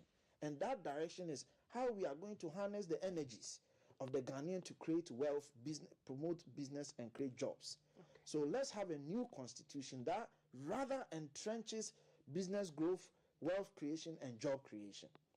That was the first instructive point he made. The second instructive point he made was that the NPP government, we believe that the private person, the individual, has the capacity to do any and everything they set their minds to. But there are individuals who, for one reason or the other, may not be able to lift themselves up. So we are a center-right political party. The center means that we believe in social intervention programs that will uplift the downtrodden and those who don't have. Okay. So we can bring them to the next level. That is why we have the free SHS. We have all these social intervention programs. He believes from Kufuor's time to President Akufo-Addo's time, we've made a critical investment in social intervention programs. His government will continue to support social intervention programs. Fundamental points that he made. How do you achieve that? He believes that businesses, and before I go to that, let me give you one other statistic. Right now, 90% of businesses in Ghana are SMEs. 3% of our workforce come from or work for SMEs. Right now, that is what the data shows. So you must have solutions that directly tackle the problems of SMEs. Right. One of the biggest challenges of SMEs is taxation. We have a very complex, complicated tax system, so that it is easier for businesses to comply. It is easier for individuals to comply. Right now, on the continent, what it means is that the country... So you need to do what we call simplify your taxes, bring more people on board, so you don't put too much pressure on the very few people who are paying the taxes already. How difficult is it doing that now with what you're saying? You have to put infrastructure in place. You can't just do certain things. And that is why for the last 8 years, one of the cardinal things we have done is to ensure that we get who is eligible to pay tax or not. Okay. For example, when we came, only 4% of the adult population card automatically becomes your TIN number, your tax identification number. What that has done is that we've moved from 4% to 85% of adult population who are now able to, we can say that these are people who must pay taxes. So once you've done that, you can now increase your, you expand your tax net. So we are proposing, one, a tax amnesty, and two, a flat tax across different sectors. The tax amnesty is saying that start from a clean slate. The problems that you have with GRA, let's push it away and start from a clean slate. I know you want to ask me a question. Can I just throw in, the debt, the debt situation that Ghana is in currently is our overall debt. And if you're saying that, he's going to review these taxes for businesses, he's going to scrap e-levy? Yes. Is that what I hear? Yeah. So what are the avenues that you're going to be able to raise money to service these debts and to run the economy? Look at the classical case of Kenya when the president tried to, bring in some new taxes to service and debts, and there was a youth uprising. So when it comes to budgets, there are two lines. You have the revenue line and the expenditure line. So what you do is that as much as possible, you want the two to be congruent. But over the years, they've never been congruent. You have expenditure line outweighing the revenue line. What the Vice President is proposing is that, one, to reduce the burden on government in terms of expenditure, he's going to shift 3% of our GDP, which amounts to 30 billion, to the private sector. So that is a burden he's taking away. Now, the taxes that you spoke about, e-levy, the betting tax, we did some computation. They don't even amount to 0.5% of the overall taxes we are collecting. Interesting. So he is saying that this is insignificant. So you can let go this burden. If you look at the tax amnesty, the amount we have to give away, I don't recall the number. I think it was around, don't quote me on this, it was around 2.2 billion cedis or so if we are to give tax amnesty. I'll get my research guys to give me the exact number. But that number also is just about, let's even use that as an estimation for argument's sake. The point is, if you are able to shift 30 billion burden from you, then you have room to let go some of these things. In addition to that, you are now going to expand your tax net. When you expand your tax net, you bring more people on board, reduce the burden on the few. Ultimately, you still gain more, and I'll explain it to you. Today, let's say we are here, just you and I are paying taxes. So if the government needs more taxes, the government will find innovative ways to tax you and I again. But if our people here, all of them come on the tax net. So the tax net is wider. The government can even reduce how much we are paying and take from the rest, and we'll still gain more. So that is one. Now, I don't know if you want me to go into how these things are going to create jobs. I can go into it for the want of time. I thought we have at least 1 hour also. No, we actually don't. You could touch on that very briefly because I want us to talk about health as well, just before we wrap up. All right. So the tax amnesty, what happens is, I'll give you a very quick example. There's a company here in Ghana that came to see us, and their concern was that GRA had calculated taxes owed of a certain amount. Now, for argument's sake, they say that GRA has calculated, let's say, 8 million cedis of taxes that they owe dating back to 2005. Now they are debating and fighting with GRA, but they have to pay some, etc. But their total worth as a company is just about, let's say, 5 million. So they owe more taxes than even the value of their company. So the company wants to shut down. The 700 people that they employ, they can actually employ more, but because of this tax burden, they've had to reduce to sort of pay these burdens, etc. So if you give that company that amnesty, you've taken that burden away. That company can now take that resources, grow the business, expand the business, and employ and hire more. So that's a very quick way of, I can explain. And that's the tax amnesty and the widening of the tax net and the SME growth and all of that, the ecosystem that makes young people thrive in job creation avenues. So health, the government promised to complete the Agenda 111 project within 18 months. How many of these projects are completed? How soon? So right now, if my memory serves me right, about 50 of them are at 80% or higher. In fact, when you go to Pusiga, 50 of them are about 80% or higher. But you see, this information keeps changing. If you go to Pusiga, if you go to Yagaba Kubore, all these other places, they've actually started painting the buildings. So our argument is that we've invested so much, and the remaining majority are about 50%. So you really have what it takes to be able to complete all these hospitals.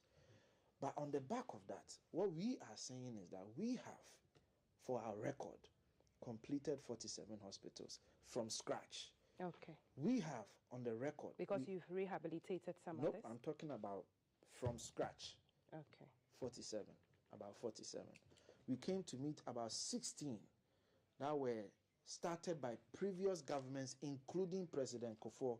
Some of them included what we call the Eurojet. President Mills started, for example, the Kumawu District Hospital. That was President Mills. President Kufuor started the Eurojet. We've come to complete those 16 inherited hospitals. Then we have built also specialist hospitals or facilities. For example, many of them are staffed and ready for serving the people, though? Even We went to Achiase, for example, to commission one just last 2 weeks. Swami is getting commissioned. With equipment, everything already fitted yeah. Would really wish that the next time you come with some videos. No problem. We have so many videos. I was actually there at Achiase myself when the commissioning was happening. I was there. Now, we've built 428 chip compounds. We've built over 200 health facilities. We've produced 307 ambulances. Aside from that, we have 6 drone centers. We have 2 more coming, one in Fimsi and then Kintampo. Right now, we have delivered 2 million medicines and health products with over 500,000 flights through the drone delivery system. Right. So I can go on and on, but the argument we are making is that we need to build on this. Okay. We need to build on this. Now, quickly, kidney. Now, anyone below 16 gets free kidney treatment. In between 18 and below is free. 18 and up to 60 is subsidized. 60 and above is free. Aside from that, persons with sickle cell, they get what we call hydrourea. It's a special drug for sickle cell. Government is taking it on the NHIS. And then now childhood cancer, government is also taking that on NHIS as well. So when it comes to health, there's so much I can say, but I know time. I'm sure, yes, we still have the money as the flag bearer of the NDC. Is it happening? It's up for the debate. He's ready to debate. Is anything being done currently? No, I think there are various institutions. I think IEA recently wrote a letter. Yes. Which the NDC got angry. I don't know why, because they didn't compel anybody. They simply said that they want to organize a debate and they encourage parties to participate. We are ready. You're ready for the debate. More than ready. In a minute, who's done illegal mining? People in MPP better than people in Kofi whichever way culpable. Thank you. That person must be prosecuted. Thank you, Kofi Tonto, for coming. That's all time. But I need more time. I thought we were going to do 1 hour. Yes. We would have you back on the show for the Manifesto Watch again to aid to the Vice President Kofi Tonto about the VIP's vision when he becomes president after the elections. He hopes to retain power and break the 8 and become the president of Ghana. We talked about health, the Agenda 111 projects, the states in which they are, if they've been well equipped, the staffing. We've talked about the economy and what the vice president plans to do. We've talked about data. I am Alti Decider Sadek. We're back with more on GTV Breakfast. Stay with us.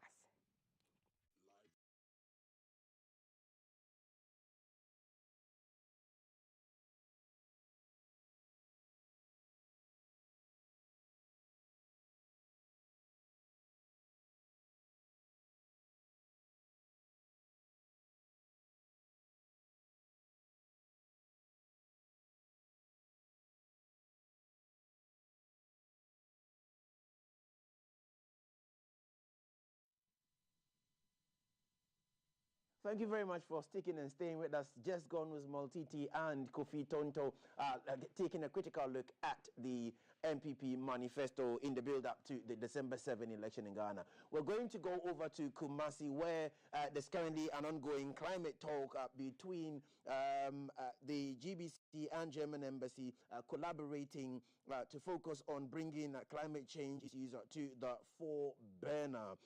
Here, CAF would bring us a documentary. The full video will be aired tomorrow, but let's go in there and have, as CAF will call it, snippets of what he's been up to in Kumasi. Where of the German Embassy and Ghana Broadcasting Corporation's collaboration on the Climate Talks project.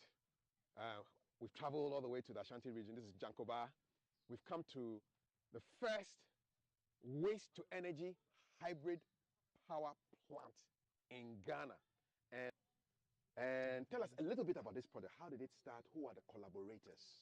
Yes, the collaborators is government of German through University of Rostock, and also Ghana government through CSI, many university in Ghana, like KS University, and also the main partner also here is Waskar.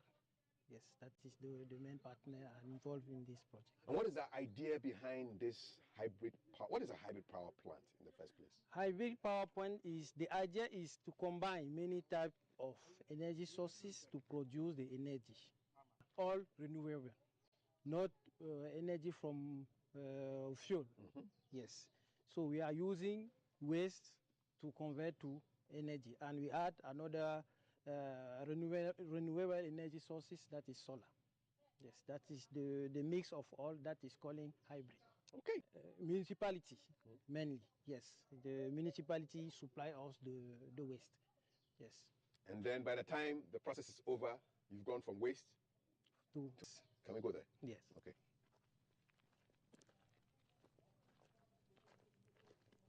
What happens in the lab?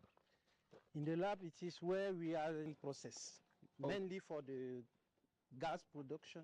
Okay. Because we are convert organic material into biogas. Okay. After that, we purify the biogas and then use the biogas to produce electricity. Okay. The electricity at this time is used. This is our lab. Okay. Yes, welcome. And I want to introduce you Mr. Alan, who is the technician lab, the boss of the lab. Okay. Yes. All right. Okay, Alan. Lab. Here, we consider a very critical part of the entire process. What we do here is we do feedstock quality monitoring in the lab. We also do analysis of the feedstock once we have placed it into the reactor, which we call the digester influent, our processes. So in using the municipal solid waste, we intend to produce biogas from this municipal solid waste, the organic fraction specifically. Now, when the municipal solid waste comes in, it is heterogeneous in nature, in that it comprises of organic and inorganic parts. Municipal solid waste, is that the pool of the people? People's pool? No. What is it? No. So like I said, it is heterogeneous. So it comprises of, you can see a lot of things in it. You can see plastics, you can see organic materials, you could see metals, glass, you could see textile, paper waste. All of these are in the mix of the municipal solid waste. Okay. And then, so tell me what happens when it comes. Okay. So in the lab, once the municipal solid waste comes in, it normally comes in skip trucks. So once it comes in, it goes to the first to sample and then get to do analysis on the organic fraction or the organic composition of the waste. Okay. This gives us a prior knowledge about the nature or the characteristic of the waste that came in. Do you have any waste here that we can have a look at? Yes, they are in our refrigerators. Yeah. So if you could. We want to see. Okay, Yeah, that's we're curious. Okay. Show us the waste. Okay. So this is one of our refrigerators. We have a freezer. So you can see a stockpile example of organic fraction of municipal solid waste. So in this mix, this is actually blended. So in this mix, you have a combination of kenkey, husk, you have fruit waste, vegetable wastes, all in this mix. And these are the organic fractions we recover from the heterogeneous municipal solid waste that comes in. What is this? This is cassava. Particle size reduction is very important. Just make it smaller. Yes, exactly. Okay. So this has been, it has been taken through mechanical pretreatment and shredded it to a specific size. Right. And that is what we have in there. What's this? This is the cassava pulp. So where did all this waste come from? It was just... These were parts of the municipal solid waste that came. Okay. Yes. And then because we wanted to... So the cassava peel and the pulp are specific organic fractions that have been taken from the bulk that came in. Okay. This, on the other hand, isn't specific. It is specific in the fact that it is organic waste, but then as to it being specific, as in, are you just taking vegetable waste? In the vegetable waste, are you taking only cabbage? So that's you're breaking things down. So that is the breakdown. So these are specifics that have been taken from the municipal solid waste. Okay. And this is a mix of organic fraction of the municipal solid waste. All right. Do you guys deal with fecal matter? What are these? What are the contents of all these bottles here? So the ones here, this is the cassava, the pulp. The pulp I showed you, the freezer. Yeah. So this is the pulp. And then before you feed the pulp, there has to be, like I said, the system is biochemical. So there's the biological part and then there's the chemical part. Microorganisms, bacteria specifically, play a very crucial role in this process. So before you introduce the feedstock you've identified into the system, you would have to make sure that you introduce what we call the inoculum. Inoculum is present, and the inoculum comprises of bacteria, like I said. So you starve, the intention is to starve the bacteria, introduce the feedstock into it. They break down the molecules, macro, micromolecules in the feedstock, and then one of the end products.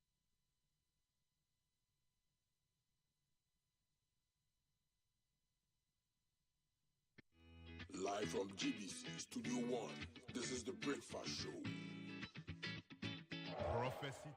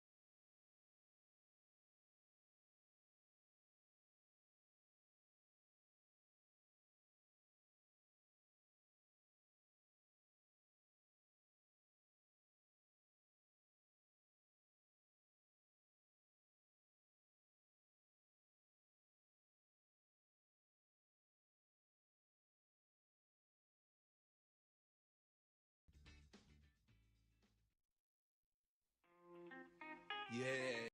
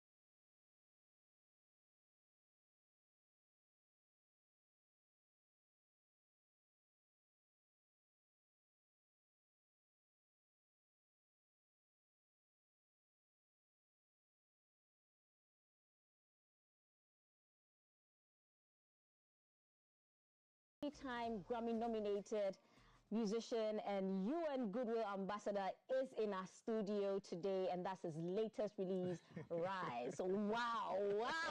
Sound that I have, it's always been part of me, you know. I've always fused reggae, but my reggae music has had a lot more profile than the Afro-Roots fusion aspect. But that is what really, you know, represents me as an artist. Yes, you know, we love. Afro-Roots, I always say, is the music aspects of Afrobeat, aspects of high life, but at the same time adding songwriting and then infusing it with a level of consciousness too.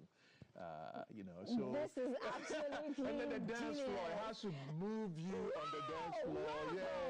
And the visuals. The visuals, you know, I mean, you know, this just came out, so everybody that's watching, you go to YouTube and see it. And, you know, it was directed by Twins Don't Beg.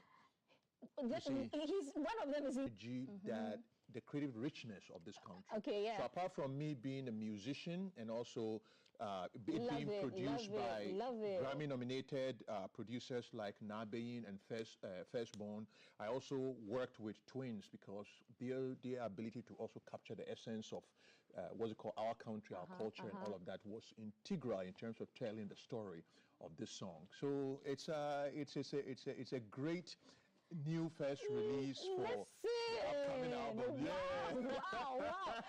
So what was the first comment you had? I mean, after you guys did your preview, what was the first comment? First comment I had was wow, just like how you said it. And then I've been hearing a lot of people too from, you know, because once it premiered, people from different parts of the U.S., a revolutionary dimension of what I do, but they also love the visuals too, which is a revolutionary complement to the song, you know. So I feel this really kind of represents our country. There you are, limited edition indeed. Wow. Yes, you know. How do you feel looking at your work? This is the other half of Twins Don't Beg, by the way. This is Pete. Well, I'm excited. I mean, creating this wasn't easy.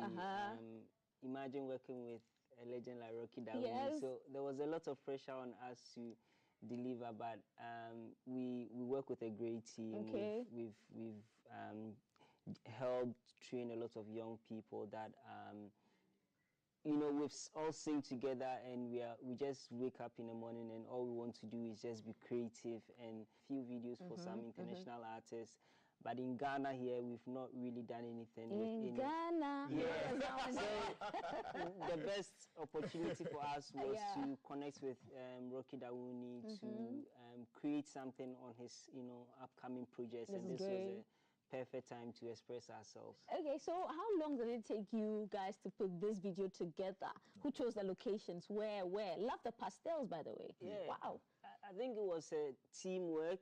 We all decided the direction of the video. We were thinking of locations, but it's a place in Eburi, an iconic space that, you know, years, and then I acquired the space, and so we utilized that to also show the current and then into the future. And I also knew that, you know, with their photographic eye and their ability to also capture the beauty and essence, that all coming together, we will create something that will be timeless, but at the same time to capture the deeper beauty of what African culture is, not right now, but also pointing to the future. You know, so it's a work of art that I feel that you know can compete with any visuals that have been put around the world, you know. Okay. Watching the video, you get the feeling, you know, the nostalgic feeling of, like, you know, tapping, going back into time, but then with the popping of the colors, you're like, ooh, like, so, you know, listen, we love this. So what's next? Pushing the video, what's next? I mean, we just want the video to reach everywhere, every platform. So that's what also the music. So that's where the concentration is on. So we're using social media and also media platforms like GTV. And we need Ghanaians. We need Ghanaians to support it, you know, using the song on their IG, on their TikTok, instead of other foreign music, you know. You should create a challenge if you want. We have so many visuals, you know, because This is a song, it's called Rise. Yeah. You know, and it's about all of us, this country, what we're going through, the challenges, what people are going through. People are dealing with a lot of problems and issues that every day you wake up, you have to overcome. You know, but when you have it within you that your determination is stronger than the challenges that you're facing, you just rise up and confront the day with a positive mindset. And I believe that that aspect is full in your your endeavor. This is crazy. Yeah. So how about you? After creating the video, did you show it somebody? Did somebody preview it? Well, the day they were previewing it, we were not in town, so we missed all the excitement from the crew we worked with. And with this particular video, we decided to collaborate with Ghanaian creatives. That's good. So from the styling, the one who made the outfits, the makeup artists, everybody is local. Great. And we told them what vision we have, from artists to makeup to styling, dancers. The dancers are from University of Ghana. Performing arts. So University of Ghana, all the people, you have to share and push this. Exactly. So it was creatives there. It was a conscious effort to collaborate with everybody, just to show what we can do as young people if we're given the opportunity. So yeah, we're just taking the industry forward. Is it easy though? Is it easy though for creatives to get in touch with you? For instance, if somebody wants to contact Twins Don't Beg, would it be easy to have that collaboration? I mean, it's so easy. For example, Rocky, I just reached out to him and said, we want to do a project. Where? On IG? Everywhere. Everywhere. I mean, it's so easy. Just email or Instagram or social media. Socials. Or even if you see any of us anywhere, you can walk up to them and say, I love what you do. I want to collaborate with you. And I think most of our... This is awesome. This is awesome. And then the thing too is that, you know, we have to elevate our country. Yeah. And elevating our country doesn't mean every piece of art too. We are so blessed with a diverse pool of really incredible innovators and creatives. So the opportunity to also harness that pool.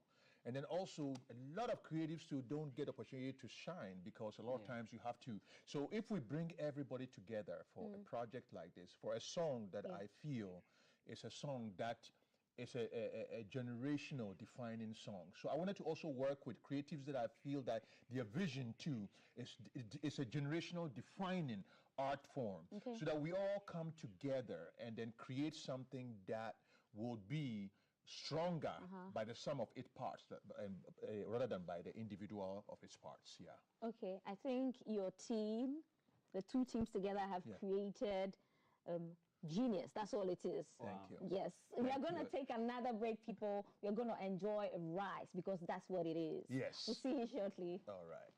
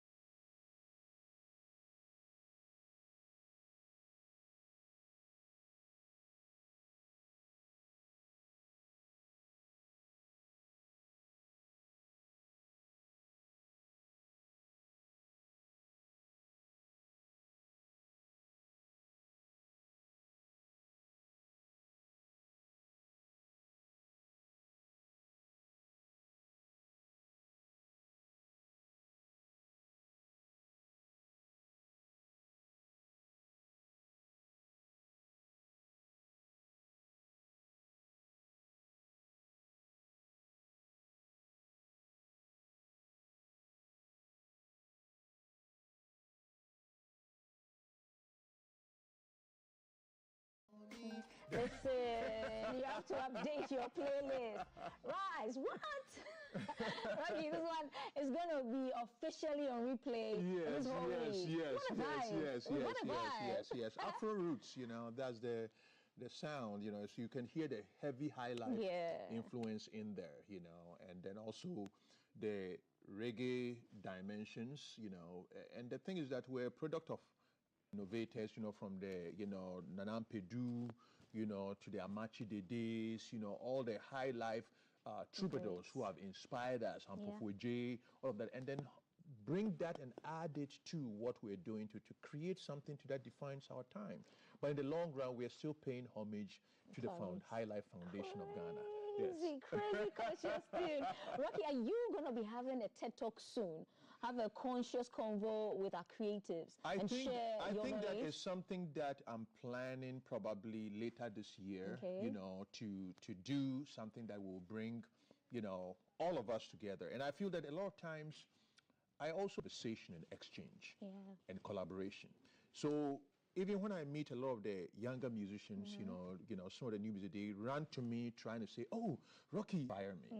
You know, because inspiration is not about, oh, because you are older, because you've gone there, that means inspiration is about you are forever young. You know, you become a conduit for every innovation that is going on. And I think that, you know, God was the most important creative. Created the world, created life, created flowers, created diversity. So when you tap into that energy of creativity, you also tap into the energy of God, you know. And I think that's what life is all about. Rise indeed, rise indeed. Also, you and Goodwill Ambassador, you've been around. You just returned from the AMSEN conference. Yes. Give us a 411 on that. Yeah, so the AMSEN conference is a yearly conference that is under auspices of the African Union and there's also the United Nations. So it brings all the ministers of environment from every country to come together. So as the Goodwill Ambassador for Environment for Africa, you know, this year, you know, I was invited to come. There was like, you know, so about 45 you know, ministers of environment from the UN officials, you know, a lot of people who were there, you know, invited me, and then I went out there and gave a speech. But my speech was also, this year's AMSEN was very interesting because African Development Bank was also launching the Natural Capital Atlas of Africa. You know, so my opportunity for me to open this for all the ministers before they deliberate, my message was that we have to understand that the land of Africa, the resources and all the giving thing that is for the people, for now generation and future generations. So the opportunity for us to be, you know, to control and also kind of utilize this for our development does not mean exploitation of those judge leadership if we don't do what is right. So that was my speech to the leaders, and I said, you know, every decision that we make here, it doesn't matter. If we don't do right and utilize the resources of Africa to develop the youth of Africa, the people of Africa, and also our continent, and we outsource this to foreign interest always and role, I always have to give that moral energy and the moral seed to this gathering. And I think that set the tone too for all the deliberation over there. And in Ghana, I know you're big on environment issues as well. In Ghana, we are championing really a heartbreak, and I think that all of us Ghanaians, anybody that is watching me right now, no matter who you are, whether you are benefiting from it, whether you are partaking in it, whether you are sitting on the side pretending that you don't see, it just does, the optics don't look good for our nation at all. A country that has waterways, sources of water, doing all of this for just now, and also a selected few.